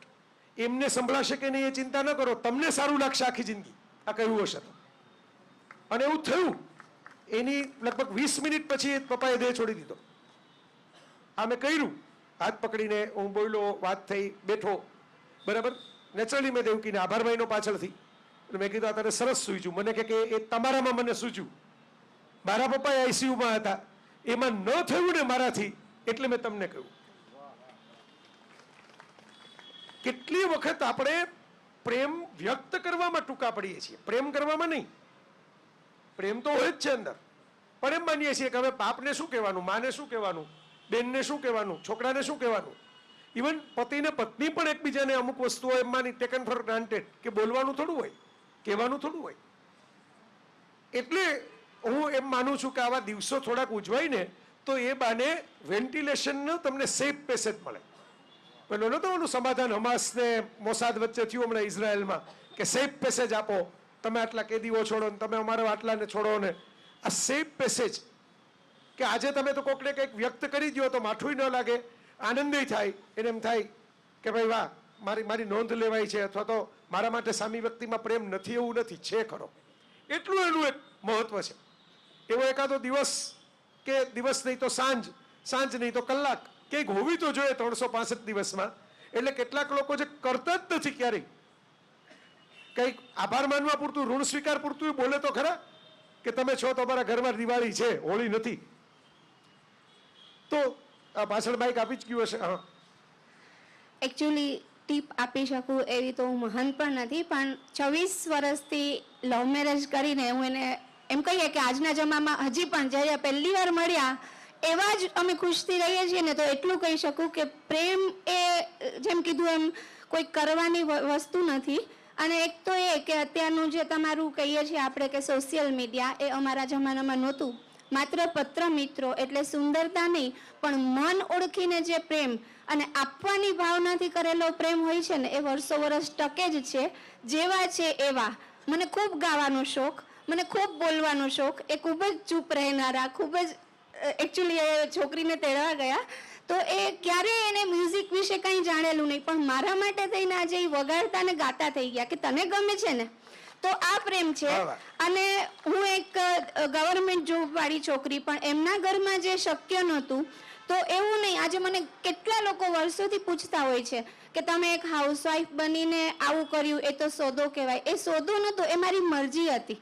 મારે શું જોઈએ છે જીવનમાં, મારે જોબ કરીને આ રીતે રહેવું છે એમને ગુમાવીને, કે પછી એ જોબને જતી કરીને હું મારા ઘરને સાચવીને હું એમની સાથે પ્રેમથી રહેવા માંગુ. એ મારી ચોઈસ હતી અને મેં કોઈ એમાં ગુમાવ્યું નથી. આજે હું વર્ષો પછી મને એક સરસ સ્ટેજ મળ્યું કહેવાનું, તો હું ખુલ્લેઆમ કહું છું કે મેં મારા બાળકોને એટલા સરસ રીતે ઉછેર્યા, એમના મા બાપનો પ્રેમ મેળવ્યો, પરિવાર મેળવ્યું. અને હું કંઈ ઘરમાં તો રહી નથી કારણ કે એજ્યુકેશન હતું. જયભાઈને હું વર્ષોથી ગુરુ માનું છું. એ જ્યારે મળે ત્યારે હું એમની પાસેથી કંઈક શીખું છું. અને એક વસ્તુ એ પણ કહીશ કે તમે જ્યારે એમ કીધું કે મને ટીપ આપો, તો હું તમને એક વસ્તુ કહીશ કે અમે તો બહુ થોડાકનો પ્રેમ મેળવ્યો છે. તમે એકવાર નજર તો કરો, તમે તો લાખોનો પ્રેમ મેળવ્યો છે, બરાબર? એટલે તમે કોઈ દિવસ એમ ના કહો પ્રેમ માત્ર એવી એક છોકરી મળશે એ મને નહીં ખબર ક્યારે મળશે, પણ એ જ પ્રેમ નથી હોતો. તમારા પપ્પા તમને જે કરે છે, તમારા મામી જે તમને કરે છે, અમારા જેવા નાના નાના જે પરિવાર છે તમારો, એ તમે પ્રેમ જ છે. તમારી જે પ્રથા છે તમને કરે, તમે રમાડતા એકદમ હસતા હસતા જે ફોટા મૂકો છો એ પણ પ્રેમ જ છે. બાપુ જ્યારે ખુલ્લે આમ કહે, જેના ચરણ સ્પર્શ કરવા માટે અમે તરસતા હોઈએ, એ બાપુ તમને જ્યારે એમ કહે કે જય છે એ આમ છે, તો આવો અઢળક પ્રેમ તમને મળે છે. તમે તો પ્રેમની નદીમાં છો એમ માની લ્યો. નદી પણ નહીં, સાગરમાં છો. બરાબર? પણ હું ક્યાંય ખોટું બોલી હોઉં તો તમે આમાંથી કોઈને કહો. અને એમની તમે સેલ્ફી વખતે પણ કીધું તું કે જતા નહીં રહ્યો ને, આ મારે સાબિતી પ્રેમમાં આપવાની ન હોય પણ હું આપું છું કે છોકરીને લેવાનો ટાઈમ થઈ ગયો તો એને શું કીધું કે તને જયભાઈ એટલા ગમે છે કે હું લઈ આવું છું, તું બેસ, હું તને ફરીથી લઈ જઈશ. તો આ પ્રેમ છે. અને હું લકી છું કે આ વસ્તુ સમજી શક્યા કે હું જયભાઈને ગુરુ માનું છું. એટલે એને કીધું બસ આ એ પ્રેમ છે ને. એને કીધું કે હું લઈ આવું, હું એ ટાઈમ સાચવી લઉં, તું અહીંયા એન્જોય કર. Thank you so much. બસ પ્રેમ વિશે બાપુને યાદ કર્યા અને મને બાપુની એક સરસ વાત યાદ આવી ગઈ. પ્રિય મોરારી બાપુ વચ્ચે એક વખત એક જગ્યાએ એમ કહેલું કે ભાઈ કોઈ કોલેજિયન મારી પાસે આશીર્વાદ લેવા આવે, હું તો મારી જાતને સાધુ માનું છું, કોઈ એટલો મોટો નથી માનતો કોઈને આશીર્વાદ આપું. અને મારા એટલી જ પ્રાર્થના હોય કે ભાઈ બધાને પરમાત્મા પ્રસન્નતા આપે. એ તો મારી સમગ્ર સૃષ્ટિ માટે પ્રાર્થના છે. એટલે કોઈ અપ્રસન્ન રહે, કોઈ નારાજ રહે, મને ગમે નહીં. પણ એમણે હસતા હસતા કીધું કોઈ જુવાન ઉંમરનો માણસ આવે અને આશીર્વાદ લેવા આવે ને બહુ પછી ફિલોસોફીની વાતો કરવા માંડે ને તું એને એવા આશીર્વાદ આપું જાતન પ્રેમ થાય. એટલે એ કે મને ગમે જુવાનિયાઓ થોડુંક પ્રેમ કરે એ મને ગમે. એટલે કાલે જ હજી કોઈક મને ફોન આવ્યો હતો કે તમારી બાઇટ લેવી છે, આજે કિસ ડે છે એના વિશે. એટલે મેં કીધું કિસ ડે ઉપર કઈ બાઇટ થોડી લેવાની હોય, કિસ જે કરે એને બાઇટ ન કરવાનું હોય, એનું એટલું ધ્યાન રાખવાનું હોય, બરાબર. પછી મને કંઈક તો બોલો. એટલે મેં કીધું મારે કાલે કાર્યક્રમ હતો, ચૈતાલી છાયા સાથે અમારો કાર્યક્રમ હતો. મેં કીધું હું તો પ્રોગ્રામમાં જવાનો છું, એટલે અત્યારે તો અમે ફુરસદ નથી. પણ એક લીટી તમને કહું કે બે ઓઠ જો ચુંબનમાં વ્યસ્ત હશે ને તો કોકને માટે નિંદા કરવામાં વ્યસ્ત નહીં હોય, કારણ કે બીજી માથાકૂટ નહીં કરી શકે. અવિનાશ વ્યાસે તો કેવું સરસ મજાનું લખેલું કે ગુનેગાર છું કે ચુંબન તમારું. આખું મને પંક્તિ એક્ઝેક્ટ યાદ નથી, હું મારી રીતે થોડું મઠાડીને કહું છું, બરાબર. કે ગુનેગાર છું કે ચુંબન તમારું મેં ચોરી લીધું, પાછું લઈ લો, ત્યાં જ છે જ્યાંથી મેં લીધું. એટલે તમે એકવાર મેં ચુંબન કર્યું, બીજી વાર તમે સામું કરો. આ બધી ઓલી કળા જે હોવી જોઈએ આવી કળાઓ, આવું લખવા બોલવા વાળાઓની કળાઓ. પણ કહેવાનો મતલબ એ છે કે બહુ મહત્વની વાત છે કે ભાઈ લોકો પ્રેમ કરે છે. આ તો મસ્તી ખાતર હું બધી વાતો કરું છું તમારી સાથે, કારણ કે પ્રેમમાં જો મોજ ના આવતી હોય તો બોજ થઈ જાય કોઈ પણ રિલેશન. મોજ તો રહેવી જોઈએ એની અંદર. સો યુ આર વેરી રાઈટ. એટલે મને તો એવું લાગતું જ નથી. હું તો દરેક વેલેન્ટાઈને મોકા ગોતતો હોઉં છું લોકોને મળવાના ને વાતો કરવાના, બરાબર. કેટલા વખતથી કાર્યક્રમોનો સિલસિલો ચાલુ જ છે એક ધારો. પહેલા અમારા જયેશભાઈ વોરા કરતા, પછી ટી પોસ્ટમાં દર્શનભાઈ કરતા વેલેન્ટાઇનના કાર્યક્રમો. આ વખતે તો હું જ થઈ ગયો આયોજક, કારણ કે કલા સ્મૃતિ એટલે ગુજરાત સમાચાર અમારો પરિવાર છે, એટલે અમે શરૂ કર્યો. સો આ એક બહાનું જ છે, આ મોકો જ છે. જેમ કોઈ વ્યક્તિ પોતાની ગમતી વ્યક્તિને મળવાનું બહાનું ગોતે, એમ હું તમને બધાને મળવાનું બહાનું ગોતતો હોઉં છું. ચાલો આ વેલેન્ટાઇનના બહાને આપણે ફરીથી એકવાર મળી લઈએ. વાતો કરીએ ન કરીએ તો ઠીક છે, પણ મળી લઈએ ચાલો બધાને, ફરીથી રિચાર્જ કરી લઈએ. તો આ શ્વાસનું રિચાર્જ છે, બરાબર. પ્રણવ પંડ્યાના શબ્દોમાં કહું તો આ શ્વાસનું રિચાર્જ છે. So Sapna, you want to ask anything? પછી આપણે આ બધા મિત્રોને કહીએ એને કંઈ પૂછવું હોય તો. હું like I always tell you કે તમારું સોશિયલ મીડિયા બહુ જ ધ્યાનથી જોતી હોઉં છું, because since years we are connected. તો તમે જે રીતે આ મેં તમને મારા ટોક શોમાં પણ પૂછ્યું છે, અને હું ઓડિયન્સ અત્યારે લાઈવ છે તો એ લોકોના માટે પણ આ પૂછી રહી છું કે પોઝિટિવ અત્યારના અનફોર્ચ્યુનેટલી આપણે એવા ટાઈમમાં છે ને કે તમારું કોઈ સારું કોઈને બોલવું હશે ને તો બહુ જ જોર આવે. એને વખાણ કે આજે તું સારો લાગી રહ્યો છું, આ ટી શર્ટ સૂટ થઈ રહી છે, આમ છે, એ બોલવાનું બહુ અઘરું છે. પણ તરત કહી દેવું કે આ તે કર્યું ને આ મજા નથી આવી, એટલે નેગેટિવ લખવું. અને એ પણ બિકોઝ સોશિયલ મીડિયામાં શું થઈ ગયું છે કે તમારો ફેસ દેખાતો નથી, તમે ફેક આઈડી બનાવીને કોઈનું પણ કંઈ પણ લખી શકો છો. એ જ વાત કદાચ ફેસ હોય તો પણ તમે આંખમાં આંખ નાખીને ના બોલી શકો. તો બહુ ઇઝી થઈ ગયું છે કોઈને ક્રિટિસાઇઝ કરવું, ઉતારી પાડવું. અને તમે બિકોઝ જયભાઈની મજા એ છે કે કોઈ પણ કંઈ લખે પછી જયભાઈ જે બેટિંગ કરે. સપનાની જેમ ઘણા બધા લોકો મને મળે ને ત્યારે કહેતા હોય છે, આટલી તો મને કલ્પના નથી હોતી, બધા આટલું ધ્યાનથી જોતા હોય છે batting. So how do you deal with the trolls, કે how do you deal with people કે જે તમને ખબર જ છે કે આનો એક જ ઉદ્દેશ છે હાથ ધોઈને ખાલી પાછળ પડવું? જો આમાં એક પહેલા એ છે કે હું ઘણીવાર એક શબ્દ વાપરું છું, વિચારોનું વાયરિંગ. પહેલા તમે તમારા ઇમેજના પ્રેમમાંથી મુક્ત થઈ જાઓ. વિચારોનું વાયરિંગ, આ પહેલું વાયરિંગ આ છે. તમારી ઇમેજના પ્રેમમાંથી તમે મુક્ત થાવ ને તો જ તમે તમારા પોતાની જાત માટે કે સચ્ચાઈ માટે સ્ટેન્ડ લઈ શકો. મોટાભાગના લોકોની બીક લાગતી હોય છે કે લોકો મને શું કહેશે, મારા માટે શું ધારશે, મને બોલાવશે કે નહીં બોલાવે. આ તમારી સામે બેઠો, બધા લોકોને ખબર તો છે જ કે હું ધોલાઈ કરું છું ટ્રોલની. તો એમાં કઈ કોલેજવાળાએ ના પાડી કે આ ભાઈ ન બોલાવતા અમારા વિદ્યાર્થીઓની સામે વાત કરવા માટે? કારણ કે એ લોકોને ખબર છે કે આ કયું એલિમેન્ટ ચાલી રહ્યું છે, કોણ સાચું છે ને કોણ ખોટું છે. જ્ઞાન છે ને એની પ્રેમની જેમ એક સુગંધ હોય જ છે. જ્ઞાન, કર્મ, પ્રેમ, આ બધી એવી વસ્તુઓ છે, ઇવન ભક્તિ, આ બધી વસ્તુઓની પોતાની એક સુગંધ હોય છે. માણસોને ખબર પડી જાય કે કોણ છે ને કેવા છે. તો હું એટલા માટે આ બધાને કહું છું કે પહેલી વાત તો એ કે જો અત્યારે તમે આ બધાનો મુકાબલો નહીં કરો, નેગેટિવિટીનો મુકાબલો તમે અત્યારે નહીં કરો સોશિયલ મીડિયામાં, તો તમે ભૂતકાળમાં ઈરાનનો ઇતિહાસ જોઈ લો, અફઘાનિસ્તાનનો ઇતિહાસ જોઈ લો, જર્મનીનો ઇતિહાસ જોઈ લો. નેગેટિવિટી જો તમે મોટા અવાજે કાઉન્ટર નથી કરતા તો તમારા ઘરમાં આવી જ જાય છે કે તમારી ઉપર રાજ કરવા માંડે છે.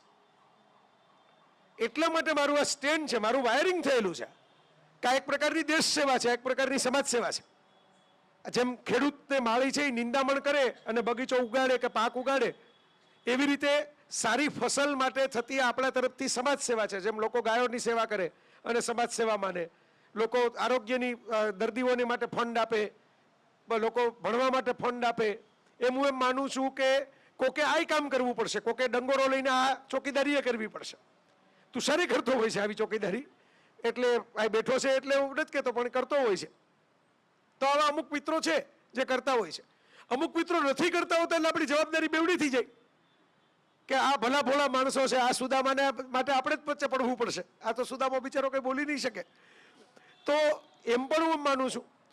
ત્રીજી વસ્તુ એ પણ છે કે મને હું તમારી સાથે હૈયું ખોલીને વાત કરું. મેં કીધું ને કે તમને મળવા માટે તો આ લાલચથી ઊભું કરું છું બધું, કે કેટલું બધું દુનિયામાં જાણવા જેવું છે, જોવા જેવું છે, ચાહવા જેવું છે, સમજવા જેવું છે, વાંચવા જેવું છે, ફરવા જેવું છે.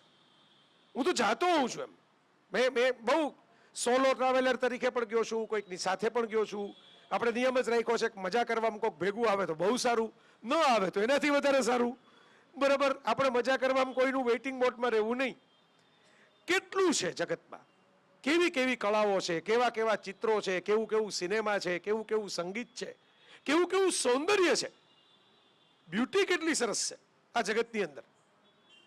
બરાબર, તો આટલું બધું જગતમાં પડ્યું છે સરસ, મનમાં પ્લેઝન્ટ ફિલિંગ આપે. હું સરસ શબ્દ બોલું એટલે શું, જેને કારણે તમને મનમાં જરા પ્રસન્નતાની લાગણી થાય, પ્લેઝન્ટ ફિલિંગ થાય, એ મૂકીને તમારા કાદવ કેમ ઉલેચવો છે, તમારે એઠવાડ કેમ જોઈએ છે? આ આખું એક એટેન્શન સિકિંગનું એક ક્રાઇટેરિયા થઈ ગયો સોશિયલ નેટવર્કને કારણે. શાહરુખ ખાને એને સરસ રીતે સમજાવેલું કે જબ इंटरनेट नया नया आया था तो लोगों को लगा था कि अच्छे लोग अब एक दूसरे के साथ जुड़ेंगे. हुआ ये कि इंटरनेट जैसे बढ़ते गए, बुरे लोग एक दूसरे के साथ जुड़ते गए. अच्छे लोग तो अपनी चर्चाओं में ही बिजी रहे कि मैं तुम्हें पसंद नहीं करता, मैं तुम्हारे साथ काम नहीं करूंगा, मैं तुम्हारे बाजू में नहीं बैठूंगा, ये आएगा तो मैं चला जाऊंगा. સારા લોકો આ જ વાતો માથાકૂટમાં રહી ગયા, અને નબળા માણસો હતા જે ગાંડા જેવા હતા, જે ખોટા હતા, જે સળીખોર હતા, એ સપના વ્યાસની વોલ ઉપર જઈને કંઈક આડી અવળી કોમેન્ટ કરી આવ્યા. હું તો તરત બ્લોક કરી દઉં છું. હું તો ઉદાહરણ જ આપું છું. હા, સપનાનું તો નિયમ જ છે, એ મેં જોયેલું છે. ચર્ચા જ નહીં કરવાની, ચર્ચા કરવાનો સામે મોકો જ નહીં આપવાનો. સીધું એન્કાઉન્ટર જ, ફાયરિંગ જ કરવાનું. અને હું એમ માનું કે સીધું ફાયરિંગ કરવાથી તો એ બીજે ક્યાંક જશે. એને 6 મહિના લગી તો એવું લાગવું જ જોઈએ, આપણે એટલી જગ્યા તેને મગજમાં રોકવી જ જોઈએ, 6 મહિના લગી યાદ કરે. બ્લોક તો કરવાના, પણ 6 મહિના લગી એને યાદી આપવાની આપણે, કે જેટલી વખત ફેસબુક એવો લોગો જોવે એટલી વખત એને શું શું કહેવાનું તો યાદ આવે. તો આ મારો એટીટ્યુડ છે. પણ કહેવાનો મતલબ એ છે કે એવા લોકો જે છે એને કંઈક કોમેન્ટ કરી, હવે નીચે 5 જણા લાઈક કરી ગયા. મેં એવું જોયું છે, અમિતાભ બચ્ચનની વોલ ઉપર લોકો આડી અવળી કોમેન્ટ કરી જાય, નીચે 5 જણા સાચી જ વાત છે, સાચી જ વાત છે, આમ જેમ કરીને ચોટી પડે. એટલે પહેલાને જોર આવે, ઓહો આપણી જે વાત ગાંડિયા બીજા 10-15 પડ્યા છે, આપણે તો એમ બનતા હતા બીતા બીતા કોમેન્ટ કરાય, આમાં તો વાક થઈ જવાની જરૂર છે. એટલે 15-20 જણા પછી અંદરો અંદર મેસેજ કરીને ગ્રુપ બનાવી લે કે આપણે કાલે ઓલાની વોલ ઉપર તૂટી પડવું છે. આખી ગુંડાગર્દીની સિસ્ટમ ચાલે છે આપણી સામે, અને રોકવા માટે જે શિક્ષણ સંસ્થા જેટલી જવાબદાર જોઈએ, કે કાયદાઓ જેટલા મજબૂત જોઈએ એટલા રહ્યા નથી. તો પછી તમારી લડાઈ તમારે જાતે જ લડવાની છે. એટલે હું લડું છું, આટલી જ સિમ્પલ વાત છે, આમાં બીજું કંઈ અઘરું છે નહીં. પણ આજે પ્રેમનો દિવસ છે તો હું બધાને કહું કે ભાઈ પ્રેમ ઉપર જ કેટલું સરસ ગીતો છે. ચાલો એવું નક્કી કરો ને કે 1 મહિના લગી હું કોઈ બીજા શું કરે છે એ માથાકૂટ કરવાને બદલે પ્રેમ ઉપર કેટલા ગીતો લખાણા છે, કવિતા લખાણી છે એ વાંચીશ, એ સાંભળીશ. પ્રેમની થીમ ઉપર કેટલા ચિત્રો છે હું જોઈશ. દુનિયાના કેટલા મ્યુઝિયમો, કેટલી લાઇબ્રેરીઓ ફ્રી થઈ ગઈ ઇન્ટરનેટને કારણે. તમારે રૂબરૂ જવાની જરૂર નથી, ક્લિક કરો ને તમને જોવા મળે, એનલાર્જ વર્ઝન જોવા મળે, 3D જોવા મળે, 360 ડિગ્રી જોવા મળે. કરો ને ઉપયોગ એના માટે. મને ગમે એ લોકો પ્રેમમાં હોય, કારણ કે મેં કીધું ને ખરેખર જે લોકો પ્રેમમાં હોય છે ને એ બીજાની પંચાયત નથી કરતા. હું હમણાં સ્કેન્ડિનેવિયન દેશોમાં હતો, એ હેપી કન્ટ્રીઝ ગણાય છે, નોર્વે, ફિનલેન્ડ, ડેનમાર્ક. તો ત્યાં હું આજે ડેનમાર્કમાં એક અમારા મિત્ર વિપુલભાઈ મળ્યા, એને હું પૂછતો હતો કે મેં કીધું આ હેપી કન્ટ્રી ગણાય છે, પણ હવે આપણે વાંચીએ રેશિયો તો આ તો ડિપ્રેશનના કેસ વધારે છે, સુસાઇડ પણ થાય છે. એમણે બહુ સરસ વાત કરી મને કે આ નોર્ડિક કન્ટ્રીઝની અંદર એક ઇન્ટરેસ્ટિંગ વાત એ છે કે દુઃખો નથી એવું નથી, આ હેપી એટલે નથી કે સુસાઇડ નથી થતા, કે ડિપ્રેશન નથી, કે બીમારી નથી. ઉલટાનું અહીં તો હાર્ડ વાતાવરણ છે, બરફ બહુ પડે છે, ગરમીએ બહુ પડે છે, સૂરજ ડૂબે નહીં તો ડૂબે જ નહીં, અને ડૂબી જાય તો અંધારું જ અંધારું હોય, એવું પરિસ્થિતિ છે. પણ અમે બધા હેપી એટલે કહેવાય, હવે એ ગુજરાતી છે પણ ત્યાં રહી ગયા છે એટલે અમે બધા થઈ ગયા નોર્ડિક. અમે કમ્પ્લેન નથી કરતા, વી ડોન્ટ કમ્પ્લેન. બરાબર, કર્તવ્ય પથ में जो भी मिले ये भी सही वो भी सही, જે મળ્યું એ સોનાનું એમ માનીને અમે જીવીએ છીએ. એટલે આ નોર્ડિક કન્ટ્રી હેપી કન્ટ્રીઝ એટલે નથી કે તકલીફ નથી. એ નોર્ડિક કન્ટ્રી હેપી કન્ટ્રીઝ એટલે છે કે તકલીફોને કટકટમાં, કચકચમાં, કકળાટમાં ફેરવતા નથી. આ આપણે શીખવાનું છે. તકલીફોને આપણે બીજા ઉપર આપણા ફ્રસ્ટ્રેશન કાઢવા માટે ઉપયોગ કરીએ છીએ મોબાઈલનો અથવા તો રિલેશનનો ઉપયોગ ઘણી વખત માણસો આ કરે છે કે હું જે બહાર નથી કહી શકતો એ ધૂંધવાટ મેં તો ઘરમાં ઉતારી દઉં. આમાંથી ચેતવાની જરૂર છે, આમાંથી દૂર રહેવાની જરૂર છે. કારણ કે આવતા રવિવારે આવશે મારા લેખમાં, સાફો નામની એક કવિયત્રી હતી ગ્રીસની, હજારો વર્ષો પહેલા થઈ ગઈ. અને સાફો એક સરસ વાક્ય એ જમાનામાં લખેલું છે, આજે લાગુ પડે છે આ સોશિયલ નેટવર્કમાં. What you have asked, what can't be said will be wept. જે કહી નથી શકાતું એ રડી જવાતું હોય છે, એ રુદનમાં પરિવર્તન પામે છે, જે કહી ન શકાય. એટલે આ અઘરું છે કે ભાઈ માણસો બોલી નથી શકતા, પોતાના મનમાં હોય એ બહાર નથી કાઢી શકતા. અને આપણે ત્યાં એવી સમાજ આપણે બનાવી દીધો કે ભાઈ બધી જ વસ્તુથી લોકોને ઓફેન્ડ થવાનું. હવે ઓફેન્ડ થવા વાળા એટલા નવરા ક્યારે હોય છે એ જ મને સમજાતું નથી. અને ઓફેન્ડ થવા માટે તમે આટલા બધા નવરા હો તો ઓફેન્ડ થવા જેવું તો ઘણું બધું છે. આ રોડ ઉપર ટ્રાફિક જ ચાલ્યો ઓફેન્ડ થવા જેટલો, એસી હાઈવે ઉપર, બરાબર. ત્યાં આપણે ઓફેન્ડ થવું જોઈએ. જ્યાં કંઈક અધૂરું કામ રહી ગયું છે ત્યાં ઓફેન્ડ થવું જોઈએ. જ્યાં મારામારી થાય છે, જ્યાં કાપાકાપી થાય છે ત્યાં ઓફેન્ડ થવું જોઈએ. જ્યાં ધતિંગ થાય છે, જ્યાં ધુતારાઓ છે એ લૂંટી જાય છે ત્યાં ઓફેન્ડ થવું જોઈએ. એને બદલે આપણે પ્રેમથી ઓફેન્ડ થાય તો સમાજ બનાવી દીધો. એવો માંદો સમાજ થઈ ગયો કે બે જણા પ્રેમ કરે ત્યાં જ વાંધો પડવા માંડે લોકોને. મેં કેટલા વર્ષો પહેલા જ્યારે નાની પાર્ક બનાવ્યો હતો, પ્રમોદ નવલકર નામના એક મિનિસ્ટરે મહારાષ્ટ્રમાં, શિવસેનાની પહેલી સરકાર આવી હતી ત્યારે મેં એક આર્ટિકલ લખેલો કે બહુ સારું કહેવાય, વડીલોને બેસવા માટે એક બગીચો બનાવ્યો. હમણાં હું કાલે વાંચતો તો ચાઇનામાં એક સિલ્વર ટ્રેન ચાલુ થઈ, વડીલો માટેની ટ્રેન. ટ્રેનમાં ડોક્ટર પણ હશે, ટ્રેનમાં રેડ બટન હશે સીટની બાજુમાં. વડીલોને કંઈ તકલીફ પડે તરત એક આસિસ્ટન્ટ આવી જશે, સામાન એને ઉચકવો નહીં પડે, એના પગથિયા ચડીને નહીં જવાનું, સ્લોપ એમાં બનાવેલા હશે. માત્ર આખી ટ્રેન વડીલો માટેની સ્પેશિયલ. સોફા અને સીટ પણ એવી રીતે બનાવેલી હશે, બાજુમાં પકડવા માટેની દાંડીઓ જુદી રાખેલી હશે. બહુ મજા આવી મને વાંચીને. મારું એટલું કહેવાનું છે કે આપણે નાની પાર્ક બનાવીએ છીએ તો લવર્સ પાર્ક કેમ ન બનાવી શકીએ? તો પ્રેમીઓએ પ્રેમીઓ ગંદુ કામ કરે છે કે જેને છુપાઈને કરવું પડે. જે ખરેખર ગંદુ કામ કરે છે એ કરપ્શન છે, ભ્રષ્ટાચાર છે, તો જાહેરમાં થાય છે. પણ બે પ્રેમીઓને બેસવું હોય તો આવું એક ઝાડ ગોતવું પડે. એ કોક વાવી ગયા હોય તો, ચારે બાજુ સિમેન્ટના બિલ્ડિંગ હોય તો ત્યાં કોઈ અંદર ન આવવા દે, બરાબર. તો આ સમાજની માંદગી છે, સોસાયટી સિક છે એ બતાવે છે. તમારી પાસે સારું સાહિત્ય નથી, તમારી પાસે સારી કળા નથી. હું તો ત્યાં સુધી કહું કે તમારી પાસે એવા સાહિત્યકારો નથી કે જે પ્રેમની ને એની કથાઓ લખે, પ્રેમના ને એના ગીતો લખે, પણ ઊભા થઈને એમ કહી નથી શકતા મોઢે ચડીને કે ભાઈ અમે આની જ વાર્તાઓ લખી છે, અમે આના જ ગીતો લખ્યા છે, અમે આની જ ફિલ્મો બનાવી છે. તો આ છોકરાઓને આટલી બધી ગુનેગાર નથી થઈ ગયા કે આટલી બધી તમે પાછળ પડી જાવ છો એમ. આ કરોડરજ્જુ એ નથી. એટલે મને એમ થાય કે આપણે ક્યાંક આ ચિંગારી રાખીએ. કારણ કે મેં કીધું એમ, પ્રેમીઓને પોતાના જે છે ને એની બાબતમાં જેટલો રસ હોય છે કે બીજાને નડવાનું તો ક્યાંથી વિચારે. પોતાનું ઠેકાણું પડે એમાં જ બિઝી હોય છે, બીજાનું ઠેકાણું વીખી નાખવામાં રસ પડે નહીં. આ ફ્રસ્ટ્રેટેડ થાય પછી એને બાકી બધે રસ પડે. તો આ બહુ ઇન્ટરેસ્ટિંગ વાત છે. પણ એનીવન એલ્સ, આપણી પાસે છેલ્લી 10 મિનિટ છે. કોઈને કંઈ સવાલ પૂછવા હોય તો આપણે ઓપન હાઉસ કરી નાખીએ. મને પૂછી શકે, સપનાને પૂછી શકે. યસ, કોઈ વોલેન્ટિયર મિત્ર જોતા જાજો કોના હાથ ઊંચા થાય છે એ પ્રમાણે નક્કી કરજો. હેલો. હા સર. અને એક વિનંતી કે સવાલ ટૂંકો રાખજો એટલે બધાનો વારો આવે. સવાલ નથી, તમે હમણાં જેમ વાત કરી એ પ્રમાણે ફ્લર્ટિંગની વાત અધૂરી રહી ગઈ હતી. અરે ત્યારે હું ઊભો થયો હતો પણ બહુ તમારી વાત સરસ યાદ રહે છે, રાઈટ વસ્તુ જ તમને દેખાય. વાઈફ મારી જોડે જ છે. તો તો શું કામનું પછી આ બધું જ્ઞાન? સરના આર્ટિકલ્સ બી વાંચું છું, ઓનલાઈન પણ જોઉં છું અને ઘણું સાંભળીએ છીએ. અવાજ તમારો યુનિક છે એટલે ઘણીવાર એવું થાય કામમાં હોઈએ તો બી હેડફોનમાં લગાવીને વાતો સંભળાતી હોય અને કામ જોડે જોડે થતું હોય. તો એટલે ઘણીવાર કહેવાનું મન થાય કે યુ તેરી આવાજ કહી સે આઈ.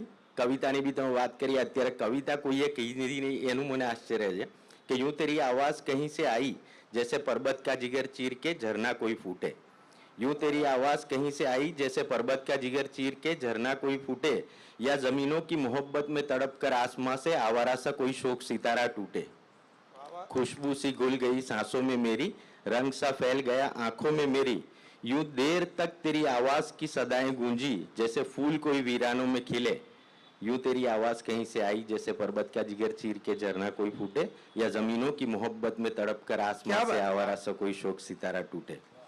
અને મેમ માટે કહીશ કે ફ્લર્ટિંગની વાત થઈ હતી ને મેમ કહેતા ફ્લર્ટિંગમાં વખાણ બહુ જ જરૂરી છે, વખાણ સતત કરવા જોઈએ. હું વાઈફને બી ઘણી વાર કહું છું, ડ્રેસ પહેર્યો તો એમ બહુ સેફ ગેમ રમી રહ્યા છો, સોરી ટુ ઇન્ટરપ્ટ, પણ દર સેન્ટેન્સ પછી વાઈફ જોડે છે ને ઘેર જવાનું છે પાછા. કાર્યક્રમ પછી ઘેર જવાનું, જમવાનું બાકી છે પાછું, એટલે ઘરે જઈને એ જ જમાડશે. તો તમને જોયા ને થયું કેવા રૂપાળા છો તમે, તમને જોયા ને થયું કેવા રૂપાળા છો તમે, રૂપ આપો સર્વને એવા રૂપાળા છો તમે. સૂર્ય પણ તમને જ જોવા ને નીકળતો હોય છે ને પછી આખો દિવસ ઈર્ષામાં બળતો હોય છે. ચંદ્ર પણ તમને જ જોઈ પામે પોતાનો ઉજાસ, ચંદ્ર પણ તમને જ જોઈ પામે પોતાનો ઉજાસ, ના જુએ તમને તો પૂનમ રાત પણ લાગે અમાસ. ઓહો, વાહ વાહ વાહ. હોત નહીં તો એ બધા અંધકારમાં જીવતા ગરીબ, હોત નહીં તો એ બધા અંધકારમાં જીવતા ગરીબ, તમને જોવાથી ચમકે છે સિતારા નસીબ. તો આ એક નાનકડું એક્ઝામ્પલ આપ્યું ફ્લર્ટિંગ માટે. બહુ સરસ. વાઈફ ક્યાં છે? વાઈફ વાઈફ જોડે વાઈફ હું રાખડી બાંધવાની છું. All safe. લો સર. મારો આ વાત નીકળી એટલે ખાલી બાઇક પહોંચે એટલી વારમાં 1 મિનિટમાં કહી દઉં. મારો અનુભવ એવો છે કે બહુ પછી આ રૂપાળા છો તમે ને આહા નો હો થતું હોય ને, ત્યાં જે લોકો રૂપની નોંધ જ ન લે ને ત્યાં રૂપ સરકી જતું હોય છે. મેં આવું નિરીક્ષણ કર્યું છે કે બધા આવા ભીના ભીના થઈને આવી સરસ શાયરીઓ કરે ને કવિતાઓ કરે ને બહુ વખાણ કરે ને બહુ વખાણ કરે, ઓલાને આદત હોય, રૂપને તો એવી આદત હોય કે તો કર્યા કરે ને, આપણે છીએ જ રૂપાળા તો થાય જ ને. પછી ધીરે ધીરે ઈગો ક્રિએટ થાય એમાંથી, પણ એમાં કોક માણસ ઇગ્નોર કરતું થઈ જાય ને તો એને સળવળાટ થાય કે આ આપણે તો રૂપાળા છીએ, આખું ગામ કે છે ને આને તો નોંધ જ નથી કઈ આપણા રૂપની. અને એમાંથી ધીરે ધીરે ધીરે ધીરે એને ખબર ન પડે કે ક્યારે આ બાજુ આપણું વેણ સરકી ગયું. આવું મારું પર્સનલ નિરીક્ષણ છે ખરું. ભલે આપણે લગ્ન નથી કર્યા પણ જાનમાં તો ગયા હોય ને.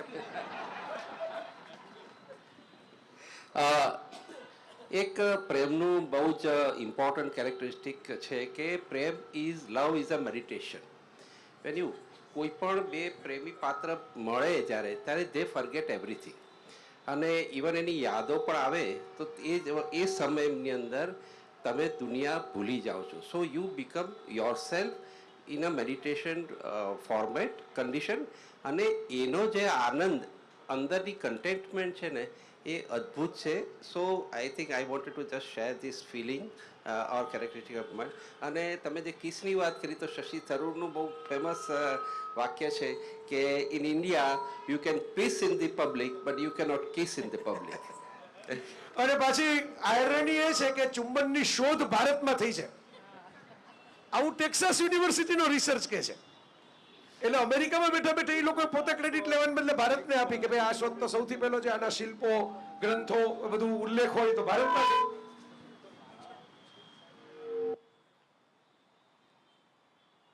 આ એક હાથ ઊંચો થયો છે, આગળ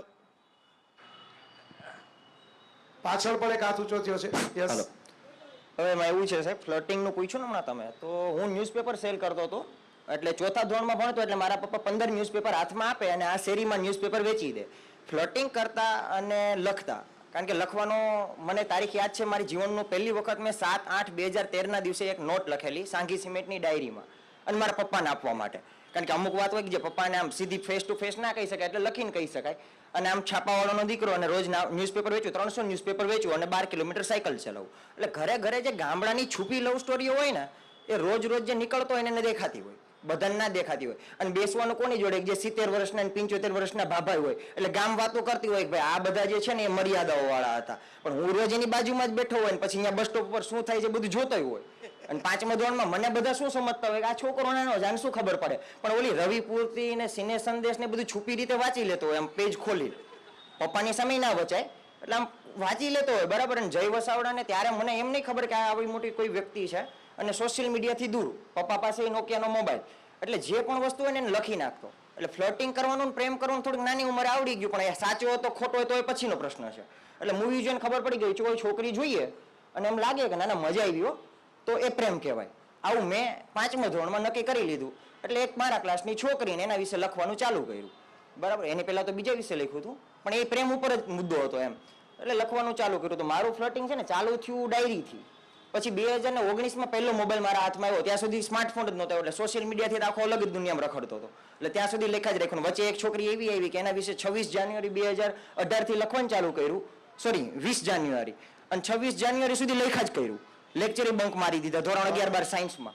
અને ફિઝિક્સના એક સરે અને પછી બધા પ્રિન્સિપલ ને બધાને ખબર પડી કે આ ભાઈ લેક્ચર બંક મારતો હતો, બાથરૂમમાં બેઠા બેઠા લખતો હતો. અને પછી મમ્મી પપ્પાને બોલાવ્યા હોસ્ટેલે. અને એવું તો વચ્ચે એવું હતું, ભૂત પહેલા સાયન્સનું સવાર હતું અને લખવાની નાનપણથી આદત હતી.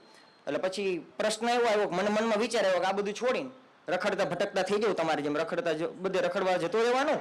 વખરતી ભટકતી વિચરતી વિમુક્ત જીપ્સી જાતિનો સદસ્ય. એમાં એવું થયું કે પેલા બધા વિશે લખવાનું ચાલુ કર્યું, પત્રકાર વિશે, લીડર વિશે, સૈનિક વિશે, પોલીસ વિશે, અલગ અલગ પ્રોફેશન વિશે, ડોક્ટર એન્ડમાં તો લવ વિશે જ લખ્યું ને. અને છેલ્લે છે ને મને એમ થયું કે આ બધા કરતા વધારે મજા આવે છે લખવામાં. એટલે ફ્લર્ટિંગ પેલા કાગળમાં લખવાનું ચાલુ કર્યું, કોલેજમાં આવ્યો, મોબાઈલ આવ્યો, એટલે પછી ફ્લર્ટિંગ. એટલે એમાં કેવું થયું કે પછી 2-3 આર્ટિકલો મેં લખેલા પોતાની રીતે પ્રેમ વિશે. કારણ કે પેલી છોકરી ગમી હોય પછી એને બીજું કોઈ ગમી ગયું હોય, કાં તો મેં એને પૂછ્યું ને એને ના પાડી દીધી હોય. એટલે પછી મારો નવું ચેપ્ટર ચાલુ થાય ને કે ભાઈ આમાં શું કરવું, પોતાને કંઈક સાંત્વના તો આપવી પડે કે હવે આગળ વધવા માટે એવું તો ના કરે ને કબીરસિંહ બની જાય. 5મા ધોરણમાં જોયું નહોતું કબીરસિંહ, બરાબર. એટલે ત્યારે મેં એવું લખ્યું કે એક જંગલમાં હેલા જતા હોય એટલે પેલા કાકરો લાગે, પછી છે ને વિચાર આવે કે હવે આગળ હાલું, આમાં કાકરા વાળો રસ્તો છે, લાગશે તો પાછો, પણ પછી પોતાને સાંત્વના આપું, કોઈ થોડોક સારો રસ્તો આવશે, લાવ ને જોડાક આગળ જવા દે. પછી ઘડીક વાર ઘાસ આવે, મજા આવે, ના ના સુગંધ આવી, 2-4 ફૂલ આવ્યા, પછી પાછું એવું થાય કાંટો લાગે, બરાબર. આમ કરતા કરતા મોટિવેશન આપતો ગયો ને એક પછી એક જે જીવનમાં આવતા ગયા એના વિશે લખતો ગયો. તો ફ્લર્ટિંગ તો બહુ લખ્યું અને ઘણા બધા મિત્રોને લવ લેટર લખી દીધા, પણ પછી એનું કહી દેતો, પાછળથી કહી દેજે ભાઈ કે આ મેં લખ્યો છે, નહીતર ક્રેડિટ ખોટી તું લઈ જઈશ અને પાછળથી ઓલીને ખબર પડશે કે આટલો રોમેન્ટિક નથી. એટલે આમ તો ફ્લર્ટિંગ મને ખરેખર મજા આવતી ફ્લર્ટિંગ કરવાની. તમારે હું એક સલાહ આપું, તમે આ લવમાં કે ફ્લર્ટિંગમાં કેટલું ચાલ્યા એ તો મને ખબર નથી, પણ તમે અત્યારે આ બધામાં ચાલી જશો, ઇન્સ્ટાગ્રામની રીલમાં ને એમાં એવું છે તમે શરૂ કરજો એટલે ડાયરાઓમાં ચાલી જશો. મેં સાહેબ છોડ્યું એટલા માટે ટીચિંગ પ્રોફેશનમાં ગયો છું, અને ટીચિંગમાં ગયો ને એનું રીઝન એ હતું બીજે બધી મોટા મોટા પેકેજ મળતા પણ છોડી દીધું. મેં આમ તો માઇક્રોબાયોલોજી કર્યું પણ એ બધું મૂક્યું એનું કારણ કે નાનપણ મમ્મી પપ્પા રડવા લાગ્યા તો આ બધું રહેવા દે, આ ન્યૂઝપેપરમાં કોલમમાં, કારણ કે મેં પપ્પાને કીધું હતું ન્યૂઝપેપરનો ધંધો કરીએ છીએ, આટલા વર્ષથી ન્યૂઝપેપર વેચ્યું હતું, ન્યૂઝપેપરમાં જઈશું ઓફિસ અને જઈને કહીશું હું કંઈક લખીશ ને તમને આપીશ, સારું લાગે છાપજો. પણ પપ્પાએ કીધું કે એમાં ફ્યુચર નથી ને આમ નથી ને, એટલે પછી એમના થોડાક આંસુ જોઈ ઇમોશનલ થઈને વસ્તુને છોડી. પણ સાહેબ મતલબ મજાની વાત એ કે કોલેજમાં જઈને પછી લખવાનું ચાલુ કર્યું કીપ નોટ ગૂગલની, પછી ગૂગલની કીપ નોટમાં લખતો ચાલુ થઈ ગયો. પણ ફ્લર્ટિંગ કરવામાં જે મજા આવે, અત્યારે હાલની તકે ટીચર બની ગયો છું, પણ ટીચર મારી જોડે 45 વર્ષના 50 વર્ષના એજના છે. સ્ટુડન્ટ્સને તો મજા હશે. અરે જબરજસ્ત મજા. છોકરાઓ ઘરે જઈને પેરેન્ટ્સને એમ જે કે રાજ સર એટલે રાજ સર એમ. હવે બીજું એટલે આ મૂળ મુદ્દે તમારો કોઈ ક્વેશ્ચન છે કે તમે જય રાજ સર એ જ કરવાનું છે ખાલી? ના એવું નથી. સર માટે એક ક્વેશ્ચન હતો તમારે જ્યારે ક્યારે એવું તો ઓહો એટલે પ્રસ્તાવ ના હતી પ્રશ્નની. ના હા વાહ વાહ કેવું પડે ભાઈ તમારું ફળ્યું. એટલે જો ક્વેશ્ચન એવો છે, ક્વેશ્ચનમાં પાછો એક બીજો ક્વેશ્ચન છે પણ એનો જવાબ ઉપર આધાર રાખશે કે ક્વેશ્ચનનો જવાબ કેવો આવશે. તમારે તો જર્નલિઝમ જોઈન કરવાની જરૂર છે, આટલા સારા તમારા રિપોર્ટર નથી હોતા. હવે જો એક વાત સાંભળો, તમે સૌથી પહેલા લખ્યું ક્યારે? મેં કીધું 7/8/2013 ના દિવસે પહેલી નોટ લખી મારા જીવનની, કારણ કે હું વ્યક્ત ના કરી શકું એટલે. તો તમે સૌથી પહેલી વખત ક્યારે પેન દ્વારા પોતાની ઇમોશન ઠાલવી? અને બીજો પ્રશ્ન કે તમે મારી જેમ કોઈ ગમતું હોય ને આમ તેમ હોય અને લખવાનું ચાલુ કર્યું હોય પણ એને આ વસ્તુ ના ગમતી હોય કે આ એકદમ બોરિંગ માણસ છે. હવે એક તો 5મા ધોરણમાં 6ઠા ધોરણમાં આવું બધું લખીએ અને કોઈકને કહીએ તો અમારે તો એવું હતું, હું પ્રાથમિક શાળા ઘરે ભણ્યો એટલે ત્યાં તો બીજું કોઈ હોવાનો પ્રશ્ન જ નહોતો. અને જે કોલેજની અંદર મેં એડમિશન લીધું પાછળથી, જે કોલેજથી તો હું ભણવા ગયો અને કોલેજનો પ્રિન્સિપાલ થયો પાછળથી, એટલે પ્રિન્સિપાલ તો પ્રેમ કરે નહીં, બરાબર. અમે તો એવું માનીએ, અત્યારે તો આજકાલ એવા બધા આવી ગયા છે જેને વિડીયો બનવા માંડ્યા છે. બરાબર, પણ મેં તો એવું સિદ્ધાંત રાખેલો કે આપણે પ્રેમની વાતો કરી છોકરાઓને પ્રેમ કરતા શીખવાડી શકીએ, આપણાથી ન પડાય એમાં. તો આ મારો પોતાનો બનાવેલો સિદ્ધાંત હતો. પણ મહત્વનો મુદ્દો એ હતો કે હું જે કોલેજમાં ભણવા ગયો એ કોલેજમાં એ જ વખતે એ જ વર્ષે મારા એડમિશનના જ વર્ષે મહિલા કોલેજની વિંગ ચાલુ થઈ. એટલે જેટલી છોકરીઓ હતી બધી મહિલા કોલેજમાં મોકલી દેવામાં આવી. મહિલા અને મહિલા કોલેજો માત્ર ભારતમાં જ હોય છે, અને પેલા ખ્રિસ્તી દેશોમાં ખ્રિસ્તી નનમાં ને એમાં હતી, કોન્વેન્ટમાં. બરાબર, આપણે એથી ઉપાડીને લઈ આવ્યા. ગાંધીજીને આપણે બધી બાબતમાં યાદ રાખ્યા છે, પણ ગાંધીજી સહશિક્ષણની વકીલાત કરી એ ભૂલી ગયા. તો બજરંગ કોલેજમાં અમે ભણ્યા, એટલે આ કઈ જે કઈ લખવાનું આવે એમાં કોઈ વ્યક્તિ આવી જ નહીં. પછી સીધી કોલેજમાં ભણતો ત્યારે શ્રેયસભાઈ કોલમ ચાલુ કરાવી દીધી મારી. ત્યારનો કોલમ લખું છું, સીધું કોલમ જ પ્રેમનું લખવા માંડ્યો. એ વાંચીને કેટલીક છોકરીઓ નજીક આવી ખરી, પણ પછી નજીક આવીને એમ થયું કે આ તો ખાલી લેખ જ રાખે છે, એટલે પાછી જતી રહી. Thank you. પણ હવે આપણે એક બે સવાલ લઈને પૂરું એટલે કરવું પડશે કે આપણો સમય સર કી જય હો. પૂરો થવામાં છે. એટલે એક સવાલ આમનો લઈ લ્યો, આગળ જ બેઠા છે. અરે સુરત થી આવ્યા છે, પણ સવાલ પૂછજો, કારણ કે હવે 4 સવાલો જેટલી તો સ્વાઈની પ્રસ્તાવના થઈ ગઈ, એટલે હવે આપણી પાસે સવાલ જ જગ્યા છે. જયભાઈ, તમે હું કાઉન્ટડાઉન ની જેમ કાઉન્ટ કરીશ હવે સેકન્ડો. તમે કોંગ્રેચ્યુલેશન્સ. હવે ખાસ એ પૂછવાનું, તમે ઘણી આ કોલમમાં ઘણું લખો છો અને આ પ્રેમની વાત છે, પણ આજનો જે પેચીનો પ્રશ્ન છે એ બી સંકળાયેલો જ છે કે આજના યુવા યુવતીઓ લગ્નથી કેમ દૂર ભાગે છે, કે લગ્ન અટકી કેમ જાય, કે લગ્ન ઝડપથી થઈ શકે અને મા બાપનું ટેન્શન ઓછું થાય, એ માટે તમે કોઈ કોલમ લખો અથવા તમે કોઈ વિચાર રજૂ કરો. બાપનું ટેન્શન ઓછું કરવા માટે લગ્ન નથી કરવાના, કે મા બાપનું ટેન્શન ઓછું કરવા માટે ઘરમાં થોડું ટેન્શન વધે નહીં. ટેન્શનની વાત લગ્ન એટલા માટે કરવાના હોય કે તમને કોઈક ગમે છે, તમને એવું મન થાય છે કે મારે આની સાથે જીવવું છે, આની સાથે મારા સુખ દુઃખ શેર કરવા છે, આની સાથે બેસીને મારા જીવનના ભાવિ સંતાનો ઉછેરવા છે, અથવા તો મારું વૃદ્ધત્વ પસાર કરવું છે. આ પાયાથી વાત જ ખોટી છે કે મા બાપનું ટેન્શન કરવા. પણ લગ્ન મામલો પેચીનો બની ગયો છે, લોકો લગ્ન દૂર કેમ ભાગે છે? પણ લોકો શું કામ ઋષિઓ લગ્નોથી દૂર ભાગતા હતા? આપણે એમ કહેશું કે શું કામ દૂર ભાગતા હતા? એટલે એવું જરૂરી નથી. પહેલી વાત તો એ છે કે આપણા સમાજ તરીકે સમજવાની જરૂર છે કે લોકોની ચોઈસ હોય, પોતાની ચોઈસ હોય. કોઈક માણસને કોઈકની સાથે જીવીને કંઈક કરવું હોય, કોઈકની સાથે જીવવા વગર આપણે ઊંધો સમાજ બનાવ્યો છે. જેને એકલા જીવીને કંઈક કરવું છે ને એમ બધા એમ પૂછે કરે છે તું લગ્ન કેમ નથી કરતો. જેને કોઈકની સાથે જીવવાનું નક્કી કરી લીધું છે બધા એમ કહે છે કે આ નો હાલે, અમે કી જ હાલે, આ નો હાલે. એટલે ગડબડો આ બધી શરૂ ત્યાંથી થાય છે. અને ખાલી ભારતમાં જ નહીં, દુનિયા આખીમાં ટ્રેન્ડ છે અત્યારે. કારણ કે મોટી મુશ્કેલી એ છે કે આપણે બધું શીખવાડી દઈએ છીએ, બરાબર, ઉપગ્રહો, સેટેલાઇટ ટેકનોલોજી, આર્ટિફિશિયલ ઇન્ટેલિજન્સ બધું શીખવાડીએ છીએ, પણ એ ઇમોશન નથી શીખવાડતા કે માણસ સાથે કામ કેમ લેવું, રિલેશનશિપ ડેવલપ કેમ થાય. પ્રેમ કે ફ્લર્ટિંગની તો મસ્તીવાળી વાત હતી, મજાકવાળી વાત હતી, તો ભાઈએ મજાકમાં જ કહેતા હતા. પણ હું તમને સિરિયસલી આ વાત કહું છું કે આપણે એવું શીખવાડતા જ નથી કે how to select A partner. Partner પસંદ કરે ત્યારે આપણી પાસે 50 પ્રોબ્લેમ હોય છે. કામો ન ચાલે, આવી ન ચાલે, આમ ન જોઈએ, આમ ન જોઈએ. તો શીખવાડો ને સ્ટાન્ડર્ડ શું છે, સારું શું કહેવાય, ખરાબ શું કહેવાય, લાંબા ગાળે શું જોવાનું છે, ભેગા રહેવામાં કયા પ્રશ્નો આવે. તમારે કરો, ભણાવો, એના પાઠ આપો, એનું કોચિંગ આપો. કોઈ વસ્તુનું સપના કાલે મને એમ કે તમારે આટલું રનિંગ કરવાનું છે, જીમમાં જઈને આટલી એક્સરસાઇઝ કરવાની છે, મને લિસ્ટ આપી દે, તો મારે એમ કહેવું પડે ને કે કેમ કરવાનું. આ વજન ઉચકવાનું છે, હું આમ ઉચકવા જાઉં તો ન ચાલે, મારે આમ ઉચકવું પડે. તેમ શીખવાડો. ફિટનેસ કોચ, કોચિંગ આપો, રિલેશન કોચ બનો. એ નથી થતું આપણે ત્યાં. અને મોટાભાગે કોચિંગ તો એ જ આપતા હોય છે જેને પોતે લગ્ન નથી કર્યા, સાધુઓ.